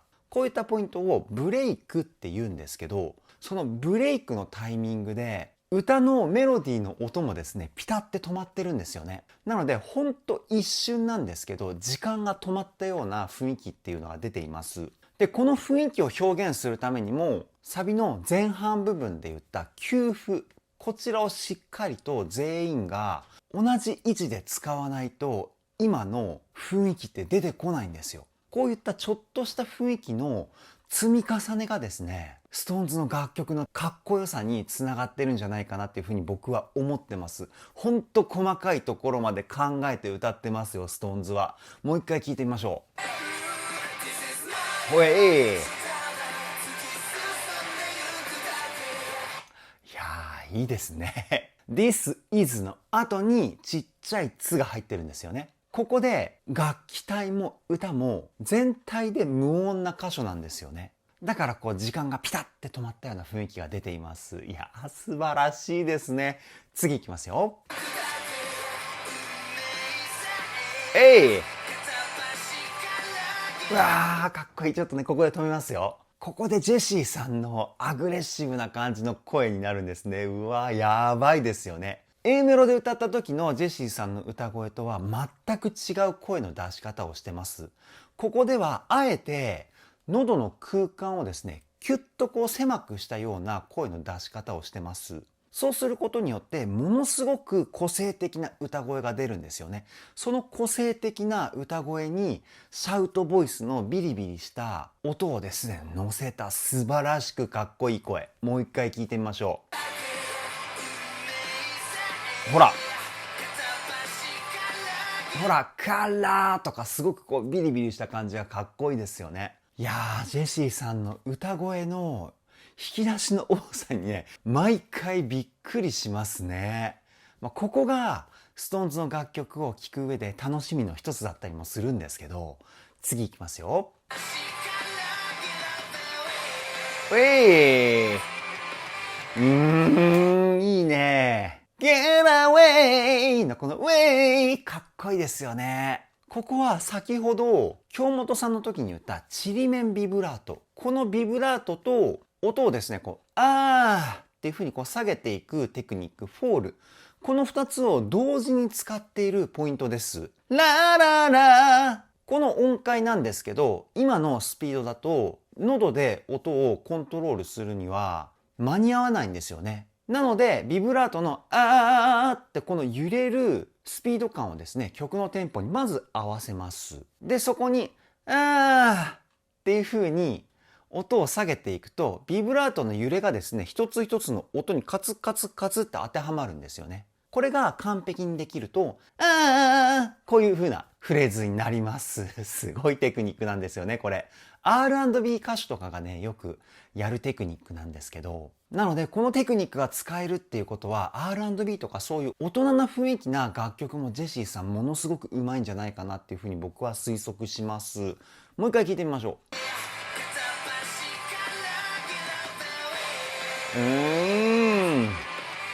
いやー、最高ですね。次いきますよ。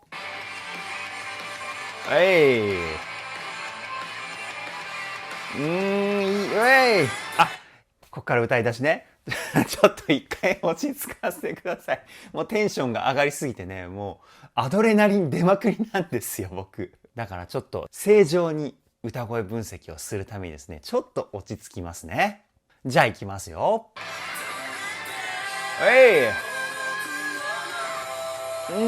あ、ここはあれかな、松村さんがメインを歌って、ジェシーさんと京本さんがコーラスっていうこの3人で歌ってるポイントかな。今さらっと聞いた感じ、松村さんがいて、で、京本さんが上でハモって、下でジェシーさんがハモってる。こんな感じのハーモニーなんじゃないかなっていうふうに思うんですけど、こういうハーモニーを三声コーラスって言ったりします。もう一回聞いてみましょう。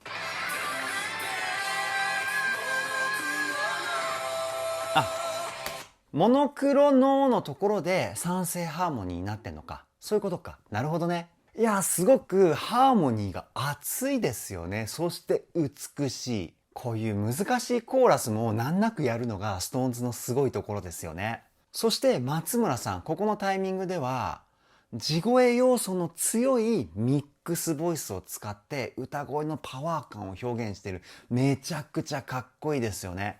次いきますよ。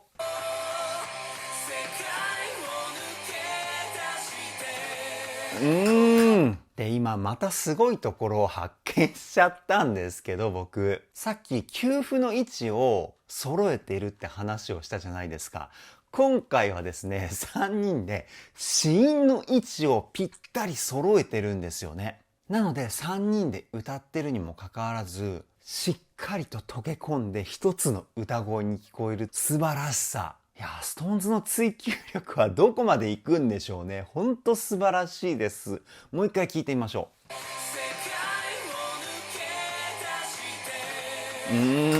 世界のこのスとかね。こういうところがですね、全員揃えて歌ってるんですよね。いや、本当にこの追求力はもう素晴らしすぎると思います。ここまで追求してるボーイズグループ他にいないんじゃないかなって思うぐらい、本当にね、細かいところまで考えて歌ってますよ。次行きますよ。うわ、あ、なるほどね。コーチさんが歌って、森本さんが歌う。この後またね、一人ずつ歌うのかな。こういう感じのポイント多いですよね、SixTONES。ワンフレーズずつこうね、メンバーが歌いつないでいくような、こう、リレー形式なフレーズっていうか。で、今、コーチさんから森本さんにこうね、繋がっていたポイントだったんですけど、コーチさんはですね、ものすごくこう研ぎ澄まされたようなかっこよさを感じる歌声ですよね。先ほど説明した声の出し方とほぼ同じなんですけど、口と鼻中心の歌声。でも先ほどよりも声の鋭さがですね、増幅しています。これどういう風に声の出し方が変わったかっていうと、ちょっとだけ喉の空間をですね、キュッてこう絞ってるんですよね。喉の空間を絞って歌うことによって声の鋭さっていうのが出てきます。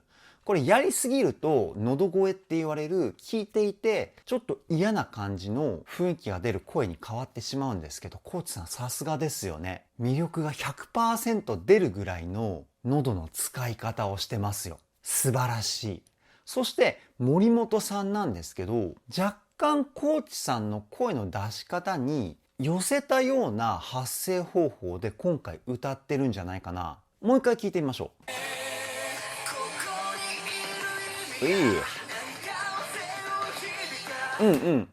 森本さんの声の出し方、声を出す方向のイメージをコーチさんと同じ感じにしたのかな。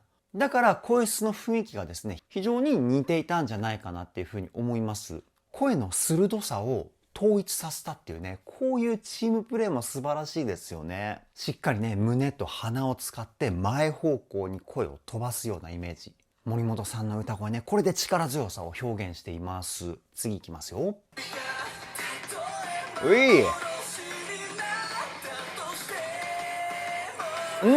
今の京本さんの歌声なんですけど、僕の中ではいつもとちょっと聞こえ方が変わったかなっていうふうに思って、何が変わったかっていうと、いつもはですね、もっとこう喉を開いて口の中の口腔鏡面の空間、こちらをフルで活用していたような歌声だったと思うんですけど、今回はですね、喉の空間を広げないで歌っているような雰囲気です。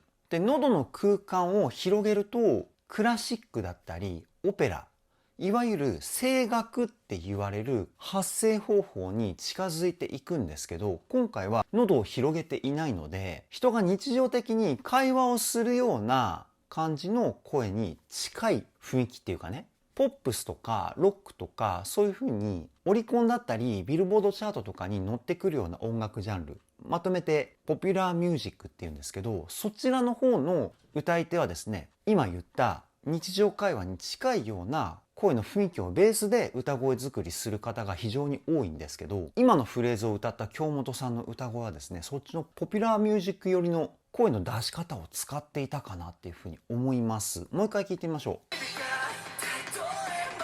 ほら、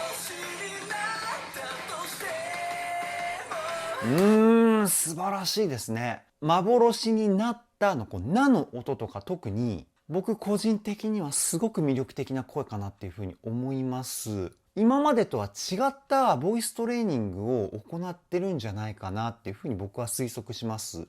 じゃないとこの歌声の変化は僕の中では説明できないかなっていうふうに思うんですけど、それかもともと持っていたけどあえて多く使ってこなかったか、どっちかですよね。いずれにしろ素晴らしい声。次いきますよ。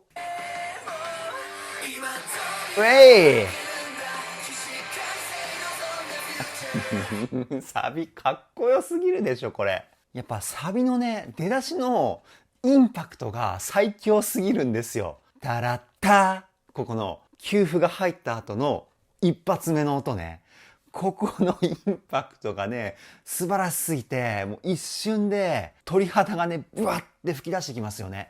もう一回聞いてみましょう。かっこいい。最高すぎますね。YouTube でこのかっこよさをね、聞くことのできる素晴らしさ。本当ありがとうございます。次いきますよ。いいね。ここでもね、地声がメインの力強い松村さんの声。いい意味で声に二面性を持ってますよね、松村さんって。力強い声は本当にね、力強くてかっこいいし、柔らかい部分は本当もうね、美しすぎるぐらい美しい歌声だし、なので松村さんが登場した時は、どっちの声で来るんだろうっていう風にね、楽しみになりますよね。もう一回聞いてみましょう。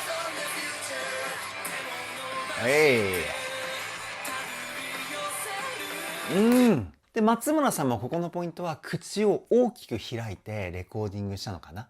口を大きく開くと声の響きがですね、すごくクリアになるんですよね。例えば、こんにちは、鶴さんです。口を大きく同じセリフを言いますね。こんにちは、鶴さんです。声のなんかニュアンスがこうクリアになりますよね。このクリアになった雰囲気が松村さんの歌声から感じるんですよ。で、口って大きく開けば開くほど、先ほども言ったように雰囲気がクリアになるので、歌詞もすごく聞き取りやすくなります。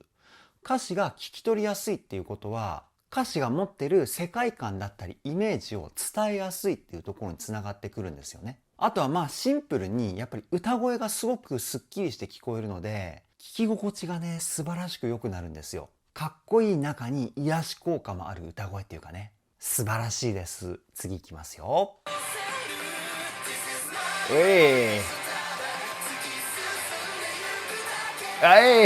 最後はね、やっぱりね、こう上げてきますよね、音域をね。大サビは盛り上げていくぞっていう感じがね、かっこいいですよね。で、やっぱりね、SixTONES はこの全員が全員同じメロディーを歌うんじゃなくて、オクターブ下で歌ってるメンバーも絶対にいるんですよね。で、このオクターブの音関係が存在するからこそ、この透き通ったね、素晴らしい雰囲気も表現してるんじゃないかなっていうふうに僕は思います。もう一回聞いてみましょう。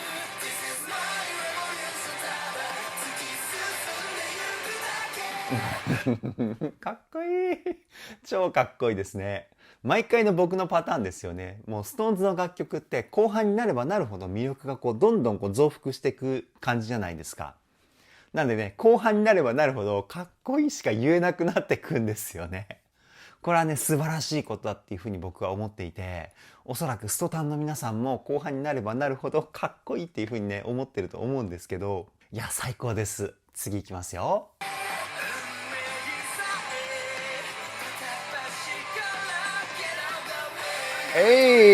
あ、森本さんが歌った後に田中さんのラップにつながっていくのか。そういうことか。かっこいいですね。やっぱりね、最後までかっこいいんですよ。もう一回聞いてみましょう。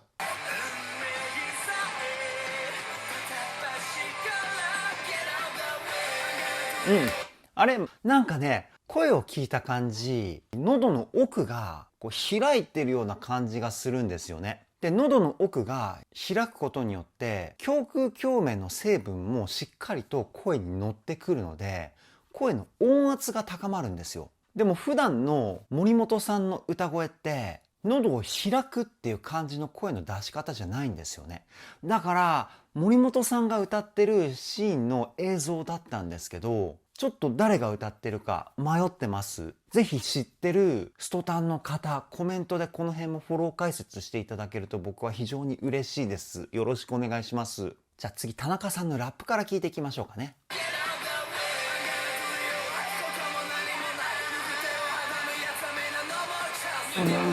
やっぱりこれがあることによって、SixTONESらしさ出てると思うんですよね、田中さんのラップ。いやー、相当努力してこのラップのかっこよさを手に入れたのかなっていうふうに僕は思います。ほんと尊敬します。もう一回聞いてみましょう。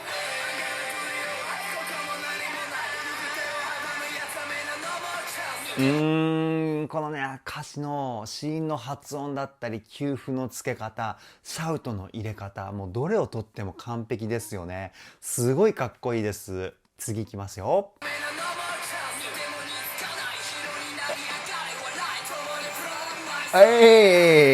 ここでコーチさんのラップが来て、で、最後は2人で歌ってるのかな。コーチさんもすごく個性的な歌声を今回使ってるなっていうふうに思います。ここでも喉をキュッとこう絞ったような声を使ってるんですけど、そのキュッて絞った声をですね、全部鼻に入れてる感じですよね。本当に少年のような声、素晴らしいです。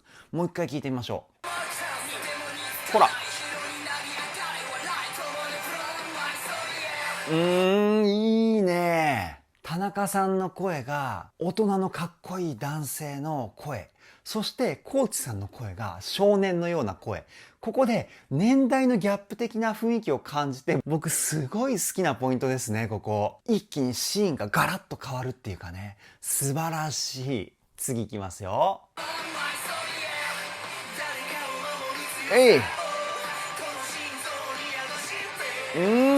なんかメロディーの展開がすごく多くて、曲のエンディングめちゃくちゃ楽しいですね。今僕普通にアウトロで曲が終わるのかなっていうふうに思ったんですけど、あ、まだメロディー聴けるんだみたいに思って、すごくテンション上がってます。もう一回聴いてみましょ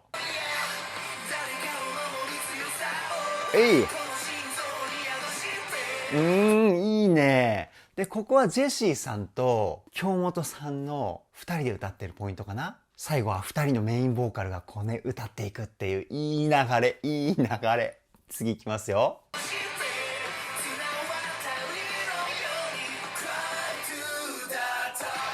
うわ、かっこいいね、これ。めちゃくちゃかっこいい。もうかっこよすぎてね、終始ニヤニヤが止まんないですよね。すごい嬉しい。じゃあ最後まで聞いていきますよ。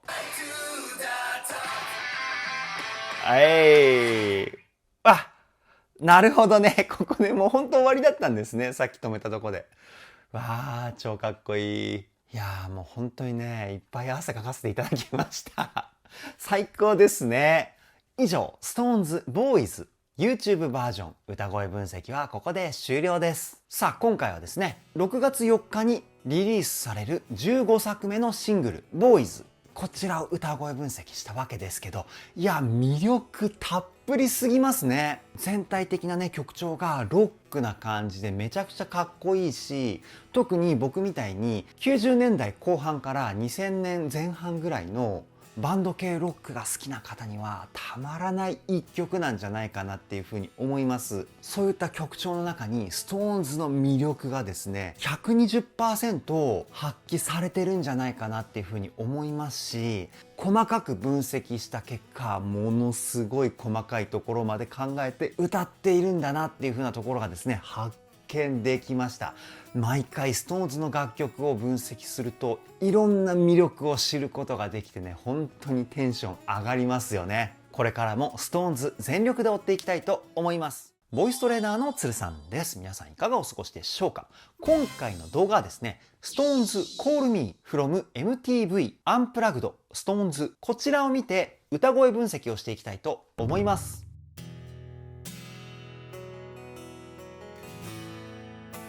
つるさんのボーカルルーム。さあさあ、ストタンの皆様、本来だったら今回はですね Call Me の歌声分析動画を公開する日ではなかったんですけれども、思わずですね予定を変更して今回の Call Me、こちらの歌声分析動画を撮影しようっていうふうにね思っちゃいました。楽しみにしてくれていた皆さん、大変申し訳ございません。僕は SixTONES の YouTube チャンネルをチャンネル登録してるんですけれども、新しい動画が公開されたら通知がやっぱり来るんですよね。皆さんもそうだと思うんですけど、で先日のストロベリーブレイクファスト、こちらが公開されたタイミングでですね、コメントでストタンの方から新しい動画が公開されたのでみたいなコメントをいただいたんですよね。でも違う曲をね告知してる以上スケジュールを守らなきゃっていうふうに思っていたんですけど、 SixTONES 公式 YouTube チャンネルでですね、また新しい SixTONES がパフォーマンスをしている動画が公開されて迷ったんですけれども、 Call Me をね選んじゃいました。ごめんなさい。ただ今回 Call Me をですね歌声分析したんですけれども、いや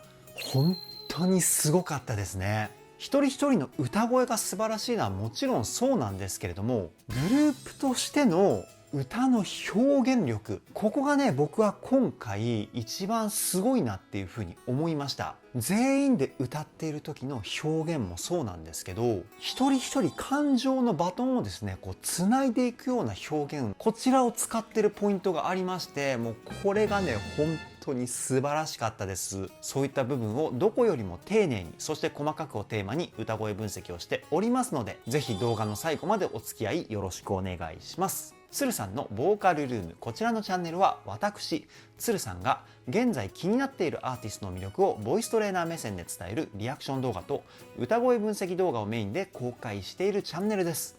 今の話を聞いて気になった方はぜひチャンネル登録、高評価よろしくお願いします。それでは早速 SixTONES Call Me from MTV Unplugged SixTONES 歌声分析 GO!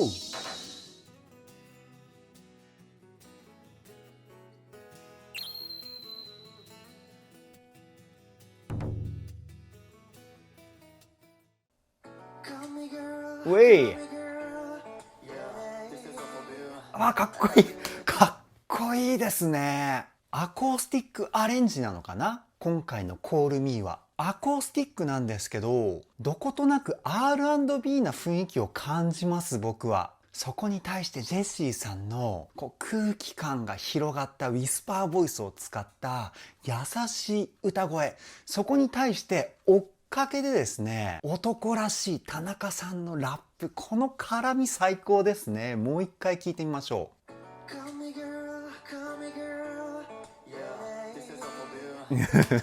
う。やばいね。で、ジェシーさんの声はですね、全体的に声を後ろに引いたような感じで歌っています。声っていうのは出す方向のイメージによって声質って変わるんですよ。後ろに引くイメージで歌うと声って柔らかくなります。逆にですね、前に飛ばすイメージで歌うと声質って強くなるんですよね。Call me girl みたいな、こんなイメージですよね。これ前に出すと Call me girl、ちょっと強い情熱的な雰囲気が出る声質に変化すると思うんですけど、で、田中さんの声はですね、胸の空間、胸腔共鳴という肺の中の空間をうまく響かせたかっこいい男らしい声ですよね。いやー、出だしからやばいですね。もうね、鳥肌がね、すごいんです、今。感動しちゃって。次いきますよ。あ、いい。わすごいね。いやー、ジェシーさんのね、フレーズの出だしのザラザラって音入っていたの皆さん気づきましたか？これね、エッジボイスっていうテクニックで、ここにある仮声帯っていうところを動かして出してる音なんですよね。咳払いとかするときに動く器官なんですけど、この音ですね。この音がフレーズの最初に入ってくるとすごく切ない雰囲気が出てきますよね。で、田中さんのね、クールでかっこいいラップがまたね、いいですよね。もう一回聞いてみましょう。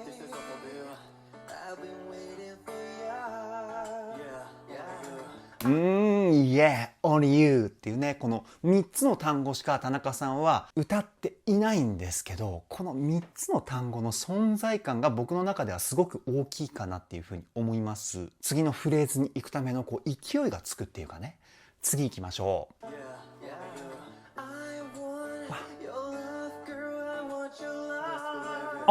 今ジェシーさんが歌ったフレーズの最後の部分なんですけど、口の中の口腔共鳴、その口腔共鳴の中でも喉に近い位置をですね、こう広げた感じの声の出し方になってました。わちょらーみたいな、大げさにやるとこんな感じの声だったと思うんですけど、この体の使い方をすることで声の響きがですね、一気にこうグワッと広がるんですよね。もう一回聞いてみましょう。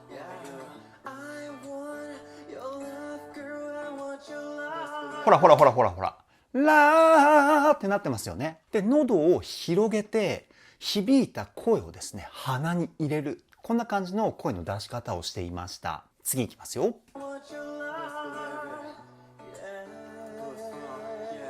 いいね。うわ、かっこいい。で、最後は、ジェシーさんが、イエーイで余韻を残して田中さんのラップがこう浮き出て前に出たような、そんな感じの絡み方だったかなっていうふうに思います。もう一回聞いてみましょう。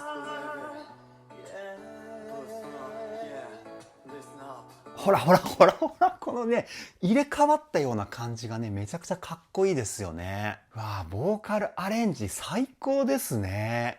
次はどんな感じなのか行ってみましょう。わ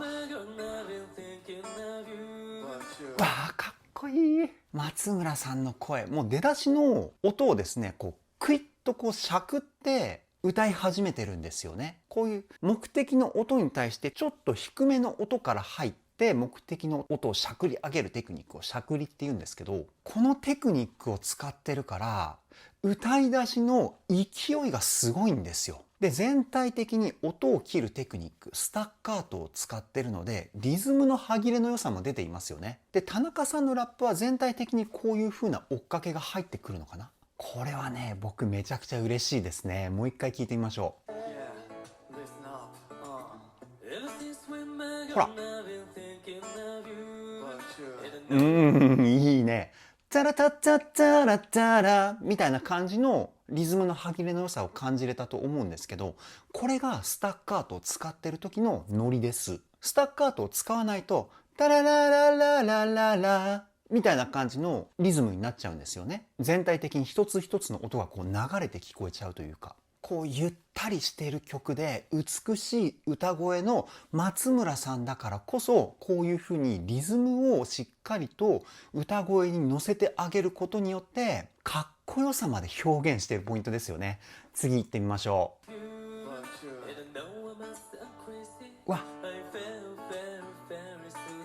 わあ、途中のなんかこう囁いた感じの歌い方がすごく色っぽかったですよね。なーなーみたいな。いやー、すごいですね。で、松村さんの声の出し方はですね、今回地声ですよね。で、地声なんですけど、声の音色をコントロールする鼻の中、鼻腔共鳴ですね。こちらの響きを多く使ってます。どのようなイメージで声を出してるかっていうと、声の大部分を鼻に入れて歌ってる。そんな感じの発声法かなっていうふうに思います。もう一回聞いてみましょう。うわ、このね、クレイジー、ここの語尾をですね、スパッと切ってるんですよね。クレイジーじゃなくて、クレイジー、こんな感じ。これがね、囁いてるような感じで、僕はね、大好きなポイントですね。次いきますよ。わ、あ、なるほどね。ジェシーさんの高いところは、先ほど言った喉の奥を広げる感じにしてるのか、今回は。で、その前までは松村さんと一緒で鼻に声を入れた歌い方にしてるんですよね。鼻に多めに声を入れることによって柔らかい雰囲気も表現できるので、多分それを狙ってんじゃないかな。もう一回聞いてみましょう。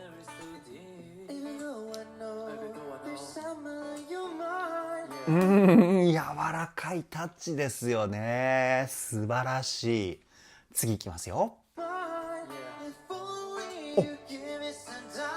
わ、すごいね。柔らかいタッチで先ほど歌っていたのに対して、今聞いたところはですね、力強い声に変化していたじゃないですか。これどういうことかというと、まず声を出す方向が前方向に変わってます。そして柔らかい声の部分が鼻中心の歌い方だったのに対して、今の部分はですね、胸腔共鳴、口腔共鳴、鼻腔共鳴、この3つをですね、バランスよく使った歌声なんですよね。前半の柔らかいところで弾いて、今のところでガンと前に押し出すような、そんな感じの表現力、素晴らしいですね。もう一回聞いてみましょ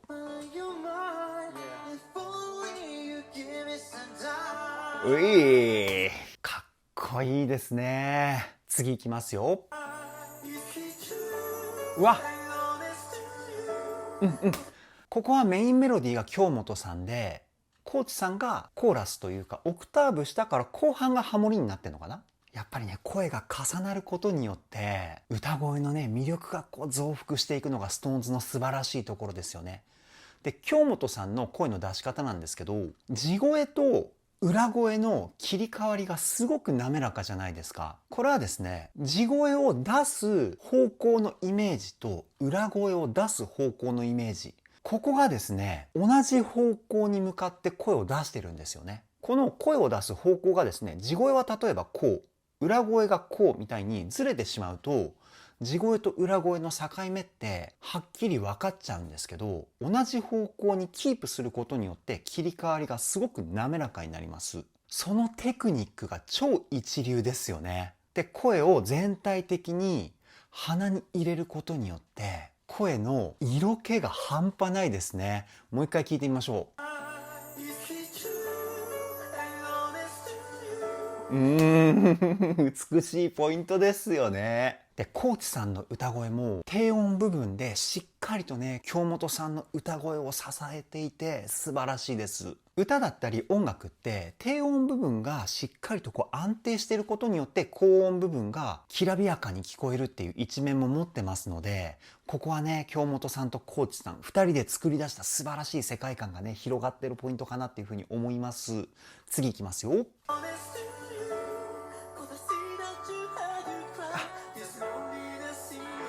いいね。一瞬高知さんが歌ってないじゃないですか。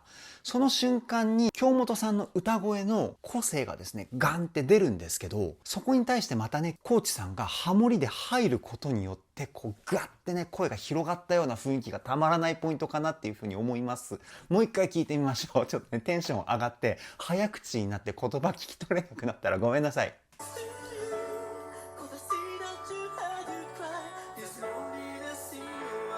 ほらほらほらほら、このね、ハモリがね、たまらないですよね。本当にすごいボーカルアレンジですね。次いきますよ。わ、田中さんの甘い歌声ですね。ラララみたいな感じの声の作り方。どういう風に声出してるかっていうと、男らしさだったり声の安定感を作り出す胸腔共鳴と色っぽさを出す鼻腔共鳴、この2つをですね同時に使ってるような歌声かなっていう風に思います。で、全体的にですね田中さんもスタッカートを使って歌うことによってフレーズの歯切れの良さを表現してるかなっていう風に思います。もう一回聞いてみましょう。ほら、うまいね。リズムの強弱をですねしっかりと捉えて歌ってるので、こういい意味で流れて聞こえてる部分と急にこうグッと止まったようなブレーキ感が存在していて、めちゃくちゃかっこいいですよね。次いきますよ。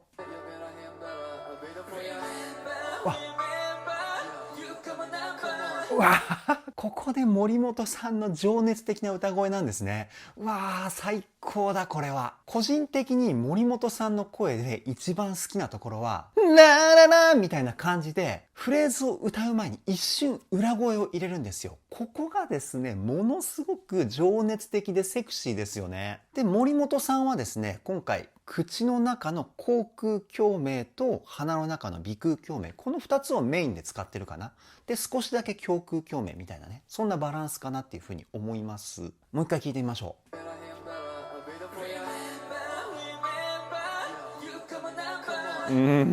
かっこいい。で、最後にね、カモンって言ってるのもね、めちゃくちゃかっこいいですよね。カモンって言ったのは田中さんかな。いやー、サビ前でこのかっこよさ、サビどんな風になるんだろう。楽しみですね。聞いていきましょう。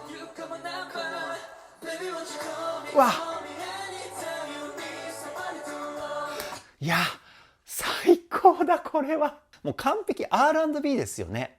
アコースティックアレンジの R&B みたいな、そんな感じですよね。わあ、もうすごすぎるこれは。ストーンズの全体で歌ってるところの素晴らしさ、これね毎回言ってると思うんですけど、まず声の混ざり具合がすごいですよね。もう本当にリズムも全員揃ってるし、歌い方の癖、こういった部分も全員で歌うところは表にこう出さないような感じで歌ってんじゃないかな。それとこの透き通るような透明感、これがね素晴らしいんですよ。6人で歌うとここまで美しい透明感を表現するのってすごく難しいと思うんですけど、ストーンズはねそれをね表現してるんですよね。その大きな部分としてはオクターブって言われるメインメロディーに対して1オクターブ下の音、1オクターブっていうのはドレミファソラシドの上のドと下のドのこの音関係を1オクターブって言います。なのでメインのメロディーに対して低い音で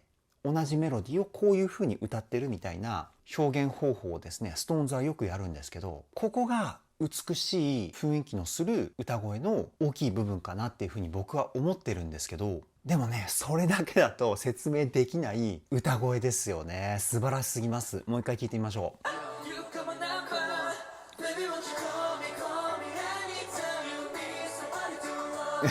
すごい、本当にすごい。で、さっきねもう一個言い忘れました。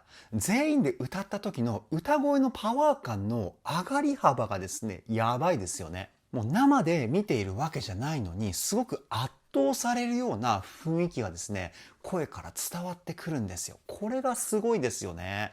次いきますよ。うわ、うわ、かっこよ。超かっこいいですね。これ上ハモリは京本さんかな。もしね間違っていたらストタンの皆さんまたコメントでフォロー解説の方をお願いできたらなっていうふうに思うんですけれども、いやここのハーモニーめちゃくちゃ綺麗じゃないですか。でここでですねジェシーさんの歌い方の癖をですね一つ発見しました。やっぱりこう感情を強く乗せたい時に先ほど言ったこう喉の奥を広げるような声の出し方、これをよく使いますね。でストタンのね皆さんだったらねもう知ってる情報かもしれないんですけど、僕この声好きだな。もう一回聞いてみましょう。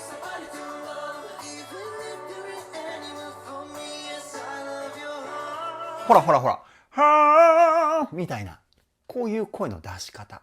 これいいね。で、今のフレーズの前半のハモリの雰囲気なんですけど、これごめんなさい、すごくね、細かい話なんですけど、J-POP とかではあまり使わないようなハモり方をしていて、じゃあどんなジャンルに使うのかっていうと、カントリーとかね、カントリーっていうジャンルがあるんですけど、そこで使われるような、どことなくこう懐かしいような雰囲気のするハモり方をしてるんですよね。ここがね、僕ね、すごくね、感動しました。次いきますよ。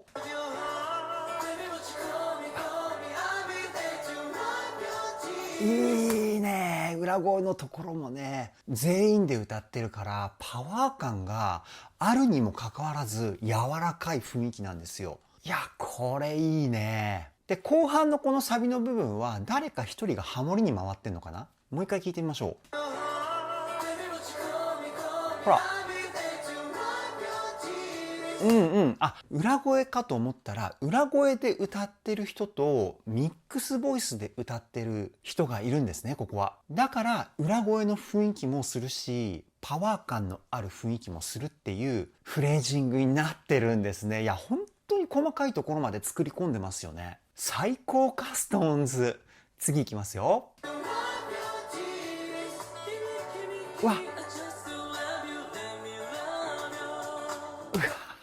綺麗な裏声でしたね、松村さん。この声はですね、裏声なんですけど、口の中の口腔共鳴をメインで使っている裏声ですよね。裏声の多くは鼻に入れる方が出しやすかったりするんですけど、松村さんの裏声の特徴としては口からですね、出すようなイメージの声質かなっていうふうに思います。もう一回聞いてみましょう。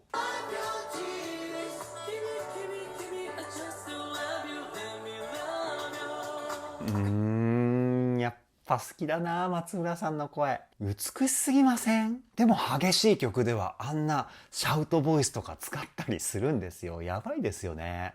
次いきますよ。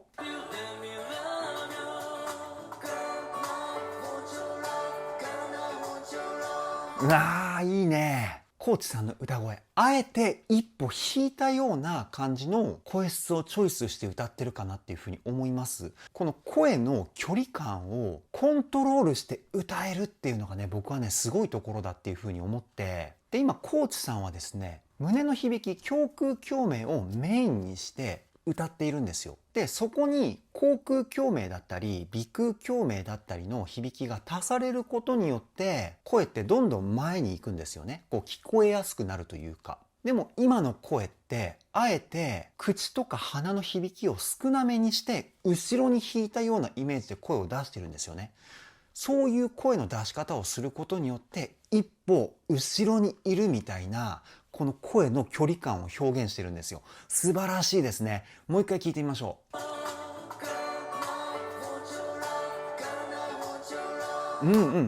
ラララララみたいな。これを口と鼻を使って前に飛ぶような声で歌うとラララララこういう感じになります。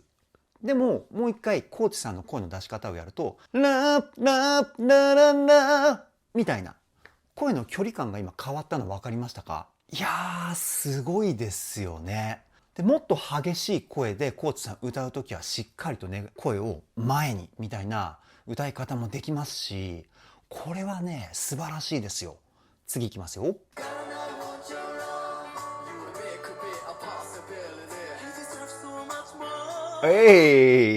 田中さんがリズムをこうガツガツと刻んだラップを歌った後にこう伸びのある京本さんのフレーズ、この流れやばいですね。でコーチさんから田中さんそして京本さんっていう流れだったんですけど、コーチさんで一歩後ろにいる感じで田中さんでちょっと前に出て京本さんでもっと前に出るみたいな、こういった歌声の距離感をですね3人で表現してるポイントかなっていうふうにも思います。そう考えたらねすげえなって思いました。今もう一回聞いてみましょう。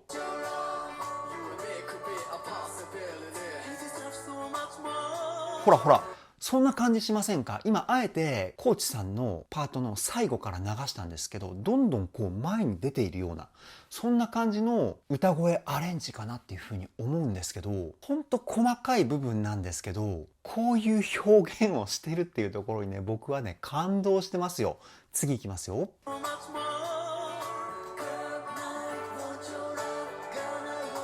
あ、なるほどね。ここのポイントはですね、先ほどと変わって鼻に多めに今度声を入れてるんですよね。プラス息の音が混ざったウィスパーボイスを使って、これも同じく一歩後ろに引いた声の作り方をしています。いや、何パターンも歌声の引き出しを持ってるんですね、コーチさん。やば。もう一回聞いてみましょ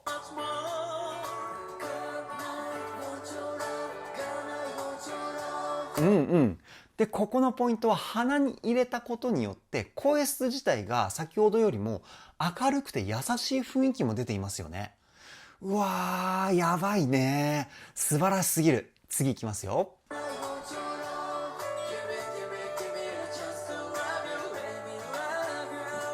えいレーン、ここの歌い回しがね、超かっこよかったですね。で、今は低音部分を田中さんがしっかり支えて、上で森本さんが情熱的に歌う、たまらないポイント。もう一回聞いてみましょう。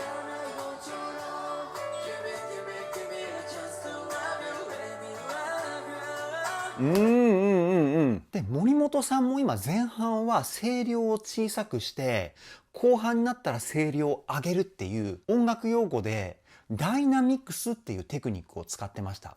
音量が徐々にこう上がっていくことによって強い気持ちを乗せた歌声になってくるんですよ。もう全員感情大爆発ですね、今回のコールミー。次いきますよ。おい、ここはワンフレーズずつ歌いつないでいくポイントかな。もう一回聞いてみましょう。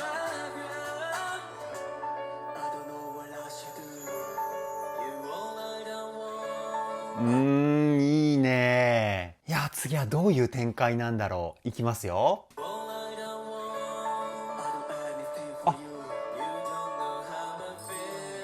いいね。コーチさん、松村さん、コーチさん、松村さんみたいな流れなんですね。で、ここ2人とも声の出し方で共通している部分があって、音域的に低めの音域なのもあるんですけど、胸の胸腔共鳴、こちらをメインで使った声質をチョイスして歌ってるかなっていうふうに思います。すごくね、雰囲気があって、男らしい声がかっこいいポイントですよね。もう一回聞いてみましょう。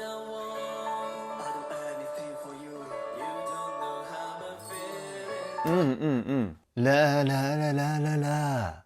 コーチさんのポイントがこんな感じの声の出し方。で、松村さんがラララララララ。こんな感じかな。今の2つのフレーズは胸の響きを強めに使った声なんですけど、違いがあるとすると、松村さんの声の方が鼻の響きの割合が多いかなっていう、そういうふうに思います。次いきますよ。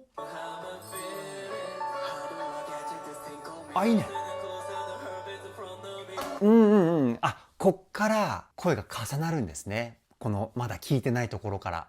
で、今、コーチさんと松村さんが歌ったメロディーのリズムなんですけど、3連符って言われる、こう、1、2、3、4っていうカウントに対して、タタタタタタタタタタタタ、こういうリズムがあるんですよ。で、この3連符のですね、リズムが入ってくると、全体的に弾んだような雰囲気が出たり、リズムの雰囲気がいい意味でね、こう、ためが効いてくるというか、そこがね、またかっこいいんですけど、もう一回聞いてみましょう。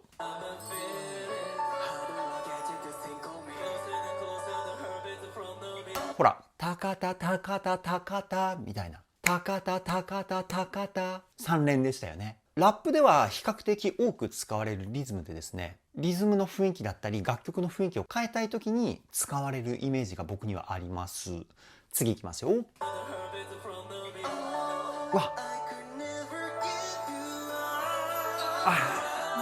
いやいやいや、最初の「おー」だけハモるんですね。これも難しいですよね。一つの音だけをハモるっていうことは、絶対に音を外してはいけないっていうプレッシャーも存在するんですよ。フレーズになれば、最初の音をちょっと外した程度だったら、その後修正すれば問題ないんですけど、一つの音ってことは、メインボーカルもコーラスも絶対に音外せないじゃないですか。メインが合っていても、ハモリの音がずれていたら変に聞こえるし、ハモリの音が合っていてもメインの音がずれていたらまたねこれも変に聞こえてしまうし、いやここはね難易度高いポイントですよ。もう一回聞いてみましょう。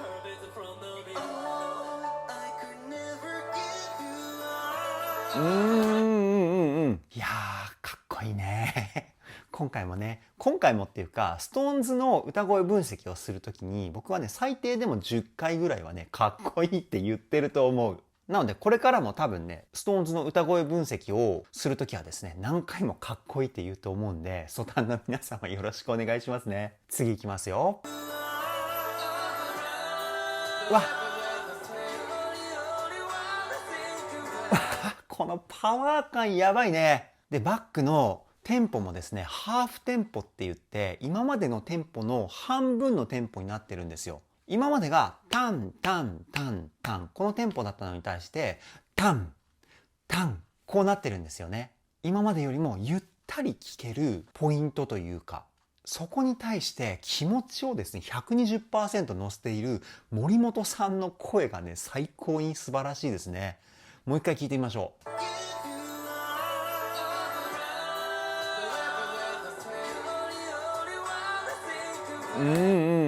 いいね。で森本さんの声も情熱的で気持ちがめちゃくちゃこもってるんですけど、ハモっている京本さんの声もですね気持ちがめちゃくちゃ入ってるんですよね。だからこそあのパワー感のあるハーモニーが存在するんですよ。でその裏で入ってる田中さんのラップかな、めっちゃかっこいいですよね。次いきますよ。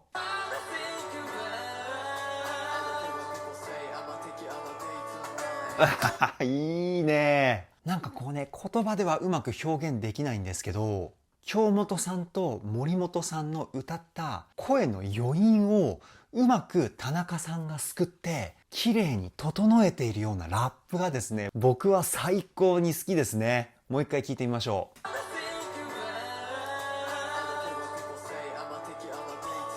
ほらほらほら、なんかそんな感じがしませんか？すごく気持ちが伝わってくる森本さんと京本さんの歌声の後に田中さんがこうね綺麗にこう楽曲を整えているみたいな、そんな雰囲気がしてね僕はねすごく感動しています。次いきますよ。うわいいね。今多分うわーわーわーみたいな感じに聞こえてると思うんですけど、うわーわーわーこう歌ってるんですよ京本さん。途中でねめちゃくちゃハイクオリティなフェイクが入ってるんですよね。これはねビブラートをしながら音を動かすテクニックで、 R&B 歌手とかがよく間奏とかで歌う細かいフェイクにつながるテクニックなんですけど、これねやばいですよ。もう一回聞いてみましょう。ほら、あ、2回目はしなかったかな。最初の「わー」ここだけかな。一瞬入っていたフェイクがですね最高にかっこいいですね。次いきますよ。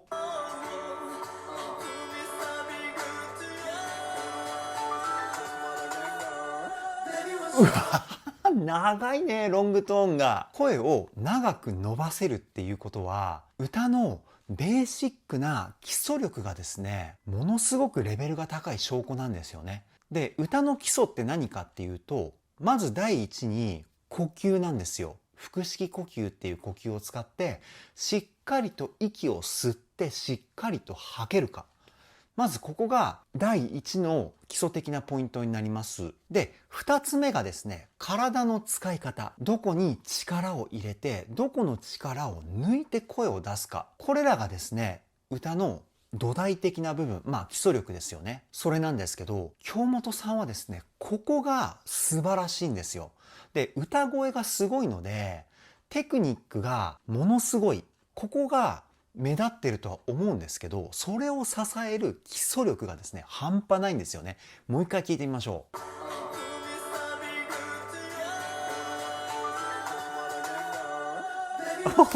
すごいね。で、音もブレずにまっすぐ安定して伸ばしてますよね。これはしっかりと腹筋とですね、背筋を使ってこうね、ぐっとこう体の中心に向かって力を入れるようなお腹周りの使い方ができていないと、この安定感って生まれないんですけど、さすがですよね。完璧です。次いきますよ。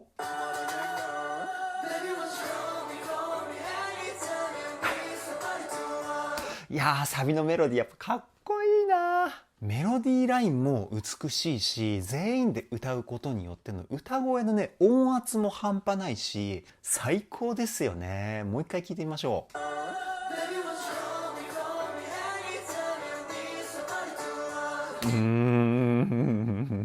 サビの出だしからね、こんな雰囲気が出てきたらね、もう一瞬で感動しちゃいますよね。次いきますよ。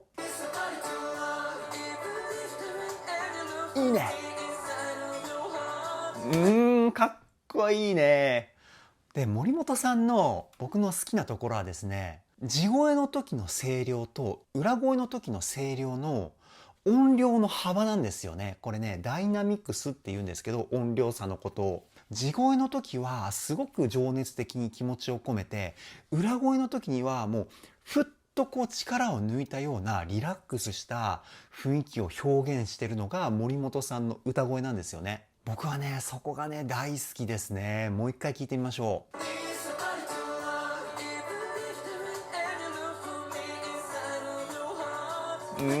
かっこいいね。素晴らしすぎます。次いきますよ。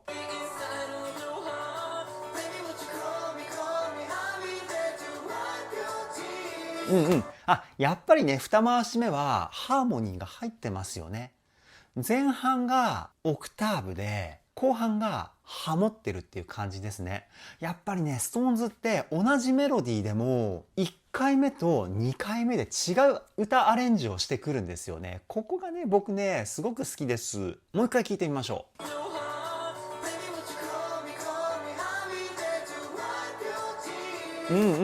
ハモリパートがうっすらなので、ちょっと分かりにくいのかもしれないですけど、本当にね、小さい音量で上ハモリが入ってるんですよね。このさりげなく入ってるハモリがあるからこそ、二回し目のこの美しい雰囲気を表現してるのかなっていうふうに思います。次いきますよ。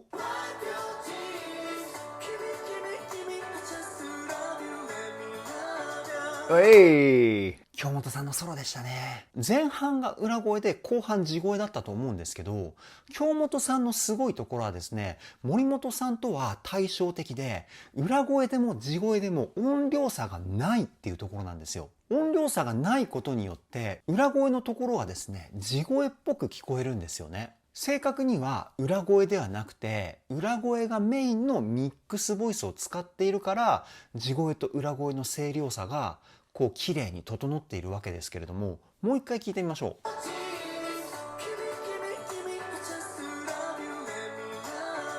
いや、このね、裏声と地声の音量差を整えるってすごく難しいんですよね。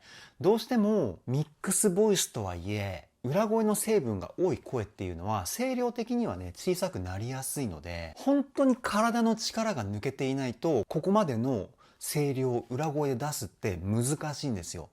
で、声って体に力を入れれば入れるほど大きい声になるっていう風に思ってる方多いんですけど、歌では逆で、体の力が抜ければ抜けるほど大きい声が出ます。なぜかっていうと、筋肉が硬直してないからなんですよ。音量の原理としては、音の振動の増幅なんですよね。なので、硬いものと柔らかいもの、どっちが振動が伝わりやすいかって言ったら、柔らかい方がボワンと響くじゃないですか。例えば、飲み物が入っている空き缶と空っぽの空き缶、ここをデコピンでパーンって叩いた時に音が響くのはどっちかって言ったら空き缶の方だと思うんですよね。これが声の原理でいうところの、体に力が入っている状態が飲み物がフルで入っている缶ジュース。体の力が抜けている状態が空き缶の状態です。っていう風にイメージすると、音量どっちが大きい音が出るかってなったら空き缶だってイメージつきやすいですよね。なので話は戻るんですけど、京本さんの裏声を出している時は本当に体の力が抜けているから声量がですねあそこまで出るんですよね。素晴らしいです。次いきますよ。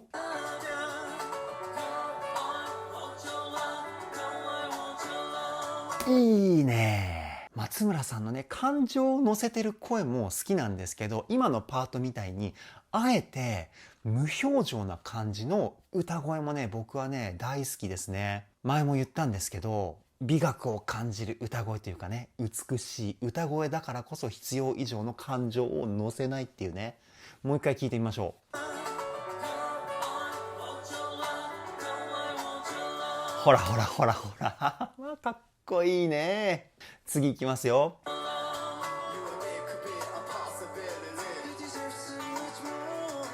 あ、いいねいいねいいね。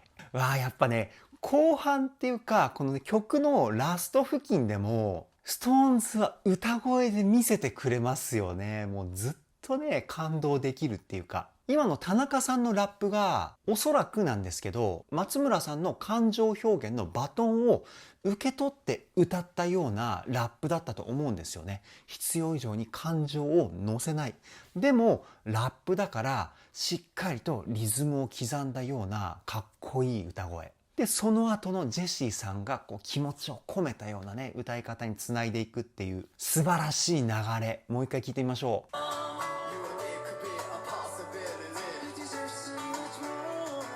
ほらほらほらかっこいいですよね。次いきますよ。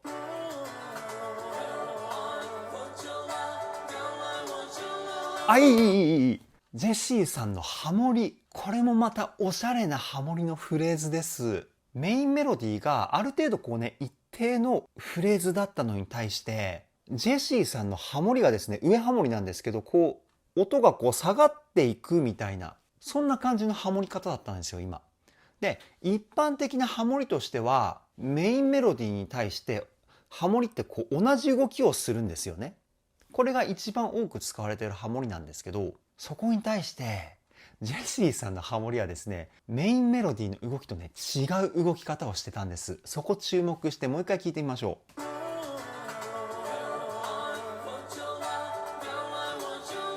ほらほらラララララみたいな、こんな感じのハモリをジェシーさん歌ってたんですけど、ここ超おしゃれですね。次いきますよ。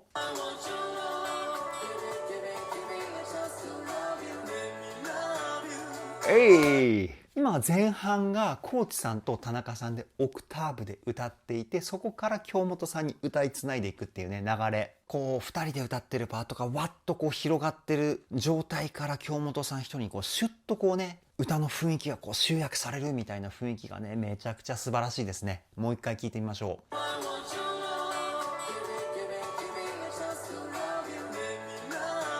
ほらほらほらほらほら、こういったのがこうキュッとねなったような雰囲気ありますよね。超かっこいい。次いきますよ。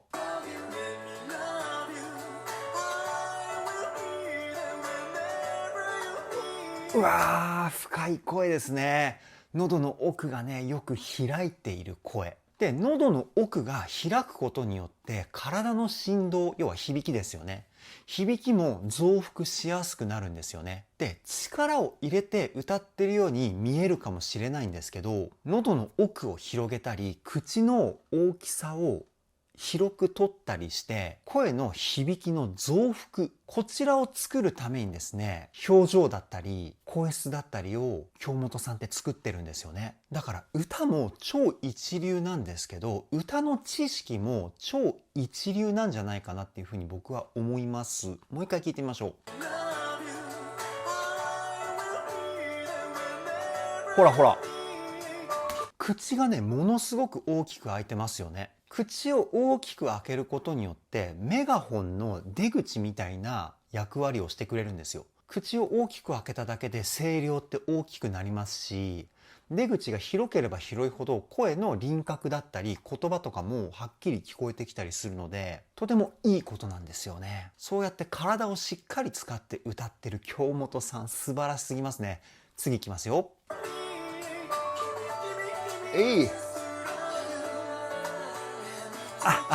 ララララって来ると思ったら違うアレンジなんですね。こういうのがあるからね、ストーンズの曲ね、最後楽しみですよね。もう一回聴いてみましょう。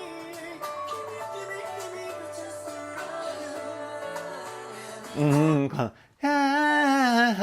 のこの森本さんの優しい歌声もね、たまらないですよね。ものすごく息の量の多いウィスパーボイスを使っている歌声です。ほんと耳元で囁いているような雰囲気がですね、心地いいですよね。次いきますよ。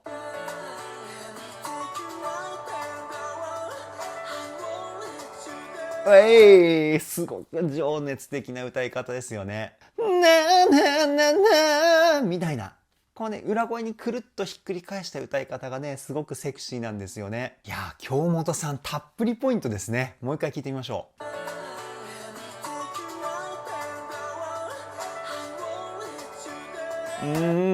いいですよね。すごくこうなんか泣きそうな雰囲気が声から漂ってるかなっていうふうに僕は思うんですけど、皆さんはどう思いますか？すごくね、こう感情を込めてる京本さんの歌声たまらないですよね。次いきますよ。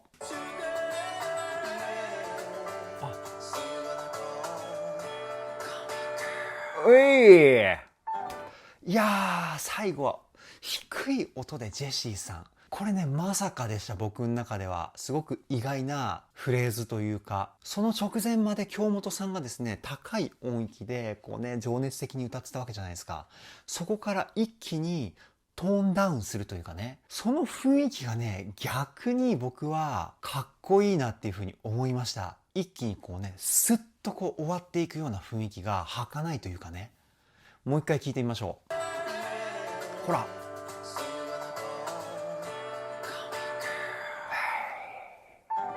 うわー、おしゃれだなー、終わり方がね。で最後のこの吐息、カメカーって言ってんのかな。いやー、すごくね、大人っぽい雰囲気ですよね。最後の終わった時のこの、タララランみたいな雰囲気もね、すごくジャズ感を感じて僕は大好きですね。いやー、たまらないですね。あと少し残ってるので見ていきますね。わー、ここで終わりか。いやー、すごいですね。生で見たら絶対感動して泣いちゃうんだろうなっていうふうに思います。以上、SixTONES Call Me 歌声分析はここで終了です。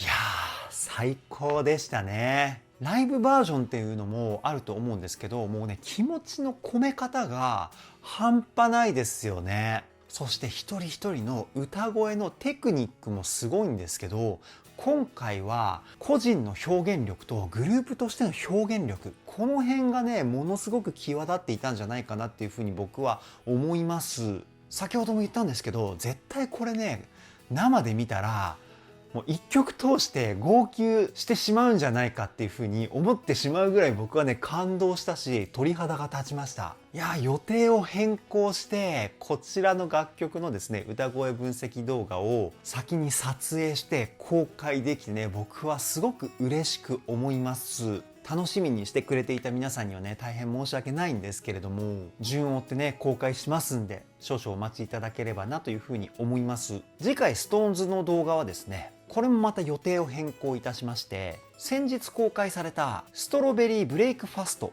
from MTV アンプラグド、こちらの歌声分析動画をですね、先に公開したいと思います。今回の Call Me と同じように R&B だったりジャズアレンジだったりするのかな。僕はね、いずれにしろ初見での歌声分析動画になりますので、非常にね、今から楽しみにしております。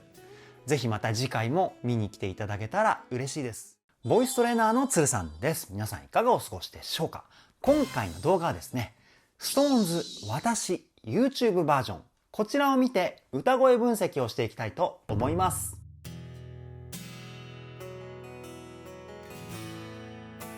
つるさんのボーカルルーム。ストタンの皆様、リクエストありがとうございます。SixTONESの私、非常に多くのストタンの皆さんから愛されている楽曲ということでですね、今回楽しみにして歌声分析をしていったんですけれども、いや、ものすごいところに気づきました。今回の私なんですけど、リリースされたのが2022年の6月8日、約3年前の楽曲ということでですね、現在の SixTONES の皆さんの歌声と3年前の SixTONES の皆さんの歌声の違い、ここがですね非常に新鮮で興味深く歌声分析ができました。おそらく今の話を聞いて多くのストタンの皆さんが気になっていると思うんですけれども、そういった部分をですねどこよりも丁寧に細かくをテーマに歌声分析をしておりますので、ぜひ動画の最後までお付き合いよろしくお願いします。そして昨日公開した SixTONES のボーイズ歌声分析動画の方でも言ったんですけれども、現在 SixTONES の歌声分析動画で新企画を考えております。どのようなものかというと、デビューから現在までの歌声進化分析動画だったり、メンバー一人一人に焦点を当てたすごい歌声5選みたいなね、あるいはすごい歌声ランキングベスト5とか、そういった内容のですね歌声分析動画を企画しておりますので、楽しみにしていただけたらなというふうに思います。つるさんのボーカルルーム、こちらのチャンネルは私つるさんが気になっているアーティストの魅力をボイストレーナー目線で伝えるリアクション動画と歌声分析動画をメインで公開しているチャンネルです。今の話を聞いて気になった方はぜひチャンネル登録、高評価よろしくお願いします。それでは早速 SixTONES 私 YouTube バージョン歌声分析 GO!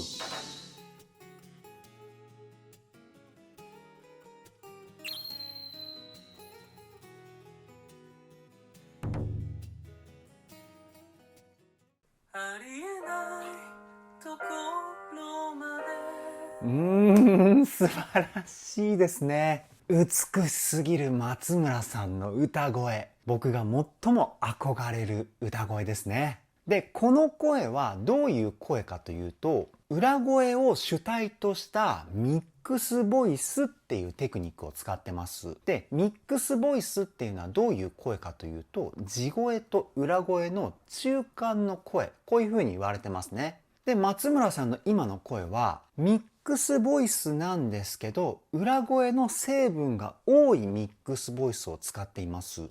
もう一回聞いてみましょう。ありえないところまで何回も聞きたくなりますよね、この美しい歌声で。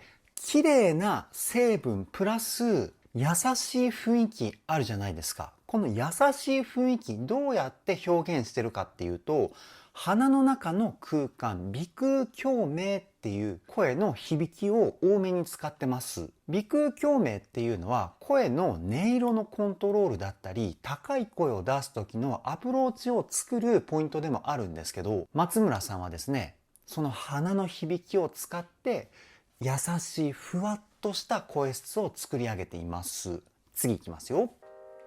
心が動き出すもう7割ぐらい裏声なんじゃないかなこの声はっていうふうに僕は思って日々練習しているんですけど、やっぱりね声のバランスがですね非常に難しいんですよ。優しい声を出そうとしすぎると完全な裏声になってしまうし、かといって声にしっかりとした芯みたいな部分を作ろうとしすぎちゃうと強くなりすぎてしまうしっていうね、ものすごい絶妙な歌声のバランスで松村さん歌ってるんですよね。そして今の後半の長く伸ばしていたポイント、動き出すのあたりかな。ここはですね、頭を響かせた歌声、ヘッドボイスっていう声の響きを使って歌っています。このヘッドボイスの響きをですね、声に混ぜることによって、歌声がですね、一気にきらびやかになるんですよね。もう一回聞いてみましょう。心が動き出すほらほらほら、すごく透明感のある歌声ですよね。前半は優しさ。後半は透明感のある雰囲気っていう風に2つのシーンに分かれてるフレーズだと思うんですけど、ものすごく聞き入ってしまいますよね。次いきますよ。何気ない言葉すら一つ一つこの胸を一回止めますよ。今の歌声は京本さんの声かな。ここ最近聞いてる声と雰囲気が違うなっていうふうに思います。僕が知ってる京本さんの歌声は割と鼻の音色が強いんですよね。こう色気のある雰囲気を鼻で作ってる歌声というか。で、今のポイントもすごく優しい、しっとりとした雰囲気なんですけど、胸の響き、胸腔共鳴と口の響き、口腔共鳴、この2つがすごく強い歌声かなっていうふうに思います。胸で声の厚さをしっかりと作って、口の中で言葉をクリアに発音する。そして、ほんのり色気を鼻で作って歌っているみたいなね。もう一回聞いてみましょう。何気ない言葉すら一つ一つこの胸をいや、この声もすごく新鮮ですね。めちゃくちゃいい声。次いきますよ。奪ってゆく今の奪ってゆくっていう風にこうロングトーンで伸ばしてる途中で声量をちょっとだけ上げたんですよね。こういう風に途中から音量を上げることによって聞いてる側の耳を一気に引きつけるような魅力がですね出てくるんですよ。そしてこの1個前のフレーズもそうだったんですけど、全体的に息の音を混ぜるテクニック、ウィスパーボイス、これを使ってますね。もう一回聞いてみましょう。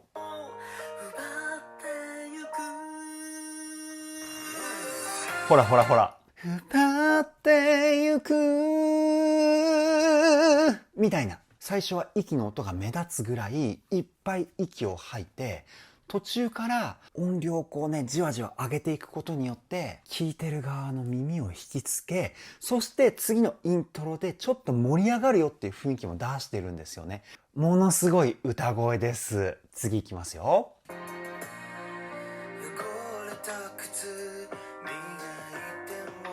いいね。なんか思わずうなっちゃいましたけど。いや、バラードを歌うストーンズ最高ですね。で、今のジェシーさんの声なんですけど、ものすごく男らしい安心感のある歌声でしたよね。この声はですね、胸の響き、胸腔共鳴がメインの声です。胸の響きを多く使うためにはどういう風に体を使えばいいかっていうところ気になってる方結構いると思うんですけど、あくびの時の喉、この状態を作ることが一番手っ取り早く胸腔共鳴の響きを使えるっていうところにつながってきます。どういう声になるかっていうと、はこういう感じですね。ぜひね、皆さんもやっていただきたいと思うんですけど、あくびをちょっとしてみてください。このね、口を大きく開けると、あくびが出やすい状態になるんですよ。で、はあ。こういう風に喉の奥が開く感覚がありますよね。これをボイストレーニングで意識的にコントロールできるように鍛えるんですよね。そうすると自由自在に、は、は、みたいな、こういう声が出るようになるんですけど、そうすると、このあたりがですね、ジリジリっていう風な振動を感じてきます。この振動を感じることができれば、胸腔共鳴の響きを多く使っているっていう風な証拠になるんですけど、ただ高い音域になってくると、音の性質上、このジリジリっていう振動をですね、感じにくくなってくるんで、高いところはね、ちょっと要注意なんですけど、この響きを使うとですね、声がすごくたくましくなってくるんですよ。それをね、ジェシーさん使って今のフレーズ歌ってます。もう一回聞いてみましょう。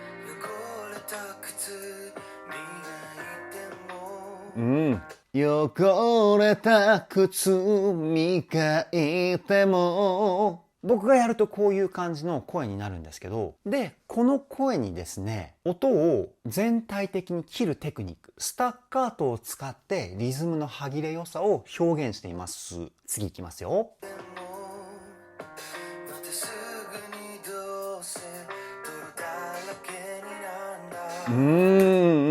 今の最後の泥だらけになんだのあたりで先ほど言ったあくびの喉、こちらを強めに使ってますよね。泥だらけになんだみたいな。もう一回聞いてみましょう。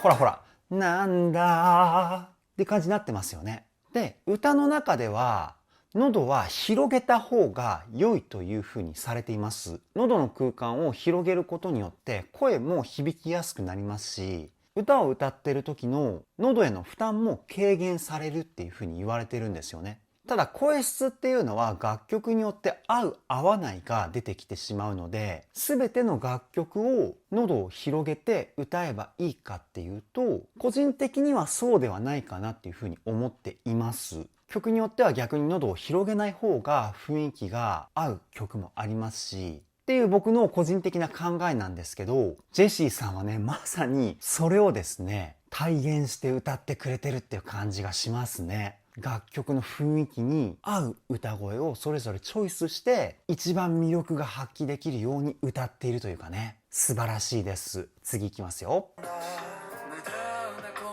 いいね。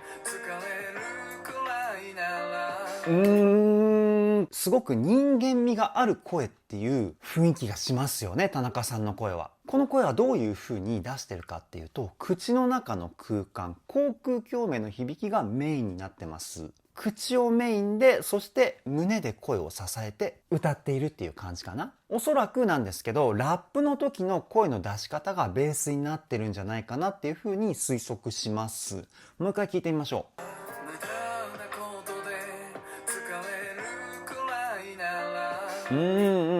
で、今の後半の音が高くなったところも、先ほど言った口の口腔共鳴の響きがメインになってるんですけど、多くの人はですね、高い声になってくると鼻の鼻腔共鳴が中心になってくるんですよね。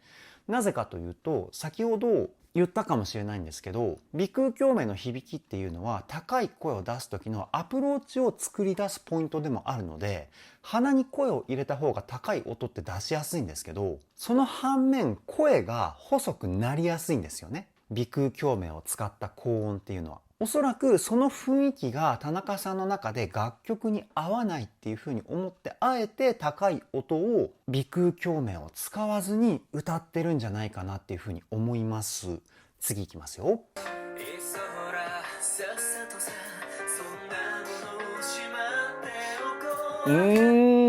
今のは最初のワンフレーズが森本さんで、その後から京本さんが歌って、最後は2人で歌うっていうポイントかな。森本さんの素直な声素晴らしいですよね。やっぱりこういうしっとりした楽曲に森本さんの声ってものすごく合いますよね。で、最初のほら、この歌い方、このザラザラって音、エッジボイスっていうテクニックです。こういう R&B 的な雰囲気がする楽曲にはエッジボイスの雰囲気っていうのはすごく相性が良くて、切ない雰囲気が出るんですよね。曲にも合うし、森本さんの歌声の雰囲気にもものすごく合いますよね。そしてその後の京本さんの歌もものすごい色気ですよね。もう一回聞いてみましょう。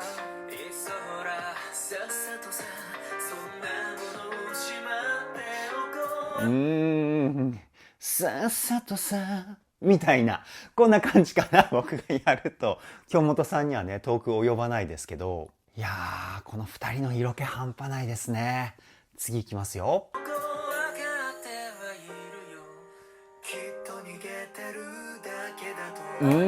今回は歌割りのパートの展開が早いですよね。切り替わりが早いというか、今最初のフレーズは森本さんが歌って、その後はコーチさんと田中さんのデュエットって感じかな。で、森本さんの声もですね、先ほど京本さんとペアで歌った時の声とまた一味違う声をチョイスして歌ってますよね。すごくあどけなさが出てるというか。もう一回聞いてみましょう。ほらほら。いいハーモニー。わかってはいるよみたいなね、こんな感じの声かな。口と鼻が中心なんですよね、今の歌声の響きは。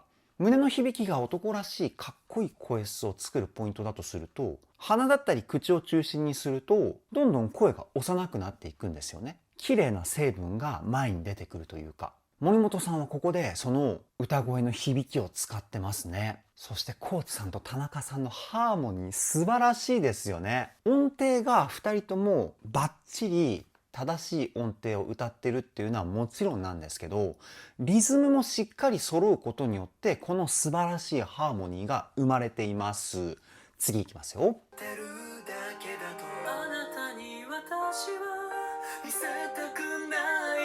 いいね。サビ前はブレイクなんですね。ブレイクっていうのはバックのサウンドが無音の状態になるポイントをブレイクっていうんですけど、松村さんとコーラスが京本さんかな、2人でハモってちょっと盛り上がったかなと思ったらブレイクでこう時間が止まったような雰囲気を持ってくるっていうこの楽曲構成素晴らしいですね。もう一回聴いてみましょう。だけだとあなたに私は見せたくないいいですね。あなたに私は。わあ、全然できないですね。すごい難しいです。松村さんの歌い方。簡単にできないからこそ、ものすごい魅力があるっていうのもありますよね。じゃあ次サビかな？行ってみましょう。うわやばいね。やっぱり毎回 SixTONES の楽曲で思うんですけど、やっぱサビすごいですよね。で、一般的に多いのはやっぱりサビになるとハモリが入るんですよ。メインメロディーに対して上ハモリだったり下ハモリ。こうボーカルのパートがですね、2パートっていうのがオーソドックスなパターンだと思うんですけど、SixTONES はサビでハモリってあんまり入ってこないんですよね。もう一つのメロディーにメンバー全員の魂を込めた歌声っていうかね、ここがすごくかっこいいですよね。もう一回聞いてみましょう。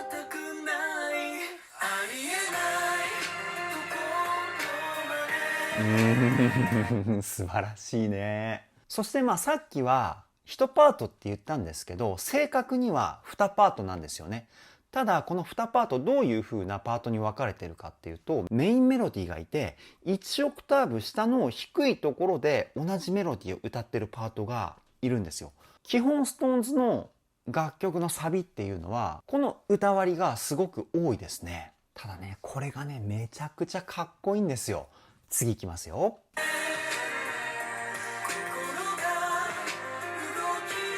あ、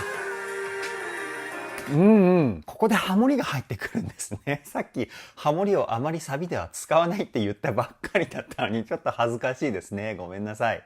ただバラードだからかな。ハモリを入れることによってきらびやかな雰囲気を表現したいっていう、そんな感じなのかな。ノリのいい曲だとユニゾンって言われる先ほど言ったメインメロディーとオクターブ下の低いところでのこの2パート、この歌割りが非常に多いと思うんですけど、ちなみにユニゾンっていうのは同じメロディーを複数人で歌うことをユニゾンって言います。例えばメインメロディーを2人で歌う、これユニゾンなんですよ。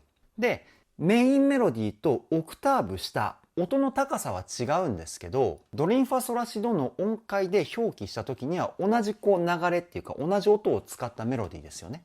これもユニゾンって言います。ちょっとね、音楽理論の勉強みたいな時間になってしまいましたけど、今のところもう一回聞いてみましょう。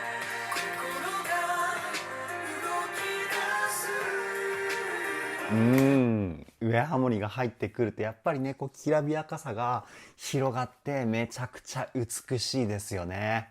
次いきますよ。いいね。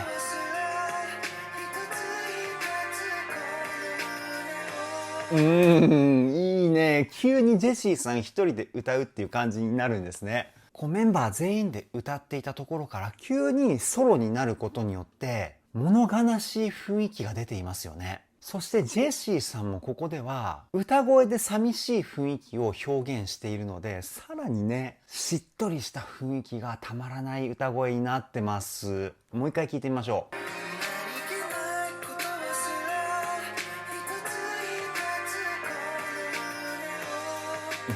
う。いいね。で、ここのポイントはですね、先ほどの A メロの時と比べて胸の響きは少し少なくなっています。その代わり鼻の響きがですね、多めになってるんですよね。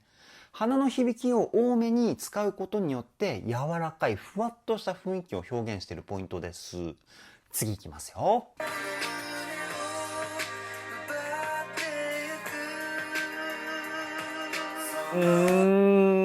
ロングトーンがよく伸びますよね。こういった長く伸ばすフレーズが安定して歌えるようになるには、歌の基礎的な部分がしっかりしてないと歌えないんですよね。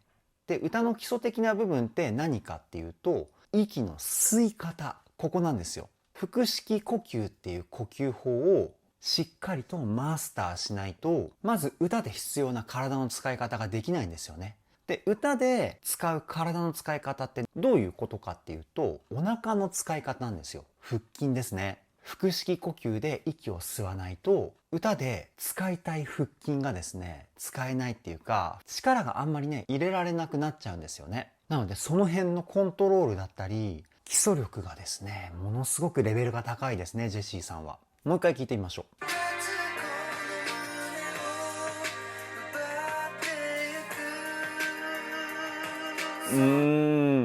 で、歌詞をあえてはっきりと発音しないっていうのもすごく引き込まれる雰囲気出てますよね。奪ってゆくみたいな。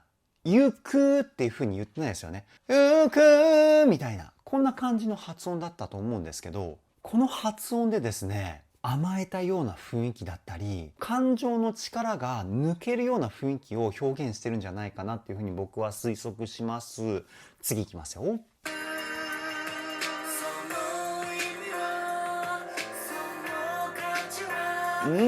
今メインメロディーはコーチさんかな。僕の大好きな少年のようなコーチさんの歌声が来ましたね。いや、嬉しいです。で、ここでコーチさんはですね、特別なテクニックを一つも使ってないんですよね。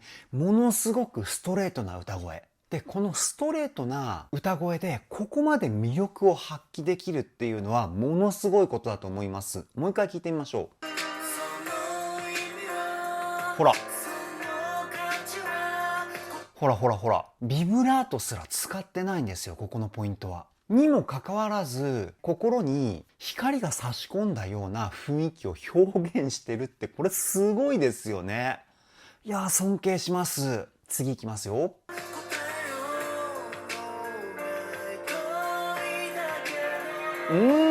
今高いところと低いところで声質が変わったの皆さん気づきましたか？コーチさんの歌声。高いところは少年のような声、低いところは男らしい大人な声っていう風に2つの声質を使っていたと思うんですよね。もう一回聞いてみましょう。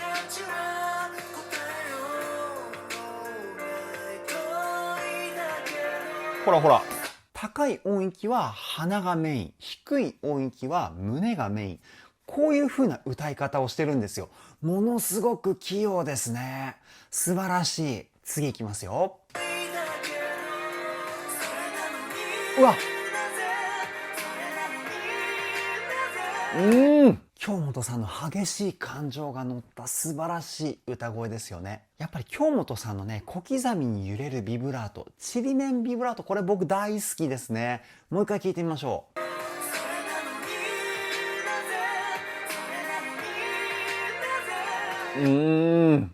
たまらないですよね。それなのになぜっていう言葉に対して力強い感情を込めた歌い方。理解ができないっていう風に聞こえてきますよね。いやー、素晴らしいですね、この表現力。次いきますよ。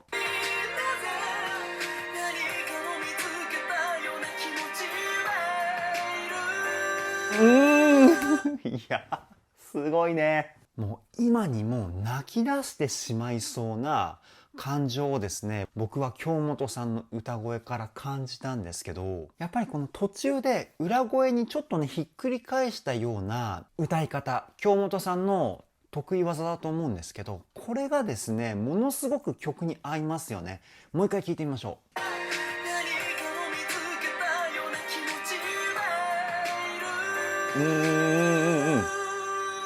いやー、たまらん。たまらんですね。そしてね、やっぱり最後のね、ロングトーン伸ばしてるところがすごく安定感があって、素晴らしいですね。次いきますよ。わかってはいるよ。きっと素敵なことだと。ジェシーさんのウィスパーボイスですね。で、ここでまた最初の A メロの時の声の使い方に戻しています。正確に言うと、ウィスパーボイスの息の音がこの曲始まって一番多いポイントかなっていうふうに思います。耳元で囁いているような雰囲気を表現したかったんじゃないかなっていうふうに僕は推測します。もう一回聞いてみましょう。わかってはいるよ。きっと素敵なことだと。わわかってはいるよみたいな、今やってみたんですけど、これものすごく息を使う歌い方ですね。わかってはいるよだけで今ね9割くらい僕息使っちゃいました。で、息がなくなってくるとやっぱり苦しいので、声も苦しそうに聞こえてしまう人が多い声の出し方だと思うんですけど、ジェシーさんのこの余裕感素晴らしいですね。次いきますよ。それでも私が追いつかない。わ、いい、すごくいい。松村さんの美しい歌声が前半に来て後半に行くにつれて徐々に声が力強くなってるんですよね。わあ、この流れ最高ですね。もう一回聞いてみましょう。それでも私が追いつかない。ほら、追いつかないっていうところがですね、すごく感情のパワーを感じるんですよね。追いつかないっていうところにものすごく後悔してる気持ちを感じるというかね、歯がゆさを感じてるというか、すごく歌声から感情が伝わってきます。素晴らしいですね。次いきますよ。ありえないうわ、いや、これはやべえですね。田中さんの歌声やばすぎません？今のところ。100% 力強い地声を使って歌ってるんですけど、あのタイミングであの声を使ったからこそ、ありえないっていう気持ちがですね、めちゃくちゃ伝わってきますよね。本当に心の底からもう信じられないっていう風な感情ですかね。もう一回聞いてみましょう。ありえないところまでいやー、これはね、一気に気持ち持ってかれますね。本当にストーンズのメンバーって話すように歌いますよね。だからこそここまで感情が伝わってくると思うんですけど、いやー、本当素晴らしいです。次いきますよ。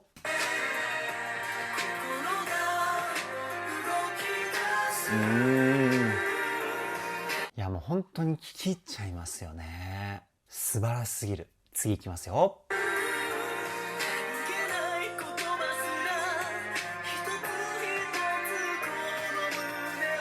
あ、なるほどね。最近聴いてる京本さんの歌声と、この楽曲は2年ぐらい前なのかな？ 2 年前の京本さんの歌声の違い。やっぱり喉の空間の差だと思います。今回の私、おそらくこの年代の京本さんの歌い方はですね、喉の空間をちょっと狭くして歌ってるのかな？このね、喉の空間を狭くすることによって高い声ってある程度出しやすくなるんですよね。多分そこに狙いを定めた歌声作りなんじゃないかなっていうふうに思います。もう一回聞いてみましょう。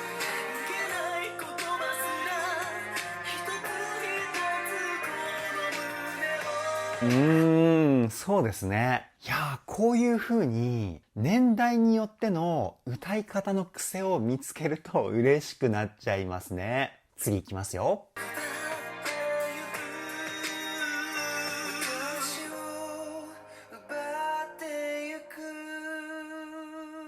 最高ですね。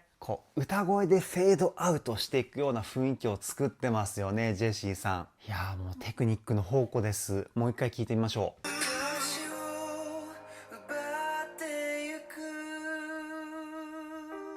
ほらほらほら、スーッとこうね、フェードアウトしていくような歌い方。いやー、感情表現がね、神ですね、ジェシーさん。次いきますよ。このまま終わりなのかな？ぽいですね。でもあと動画がね、20秒ぐらいあるんですよ。最後に何かあるかな？最後まで見ますね。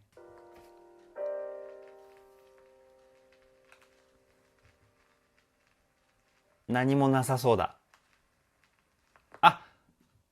いなくなっちゃいましたね。このまま終わっていく感じかな？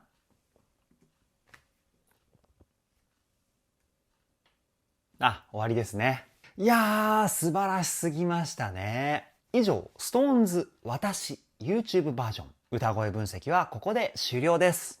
さあ、SixTONESの私 YouTube バージョン。こちらね、今、いつ公開されたのか調べたんですけど、2022年5月17日に私の YouTube バージョンが公開されたということで、約3年前ですかね。3年前の SixTONES はですね、現在の歌声とですね、やっぱり多少違うところがありましたね。癖的な部分っていうかね。この3年前の歌声もすごく魅力的ですよね。で、さらに進化したのが現在の SixTONES の歌声っていうことでですね、こういう風に時代を遡って現在の歌声との変わった部分を探るのもすごく楽しいなという風に思いました。現在 SixTONES のですねメンバーの個人にですね焦点を当てたデビュー当時から現在の歌声進化分析動画っていうのも企画中ですので、今回の私でその片鱗に触れたかなっていう風に思いました。これはね、非常に楽しい動画になりそうですね。なるはやでですね、撮影して編集して公開したいなというふうに思いますので、公開されたらぜひ皆さんまた見に来ていただけたらなというふうに思います。それでは今回の動画はここで終わりです。動画の内容を気に入ってくださった方はチャンネル登録、高評価よろしくお願いします。ではでは、ボイストレーナーのつるさんでした。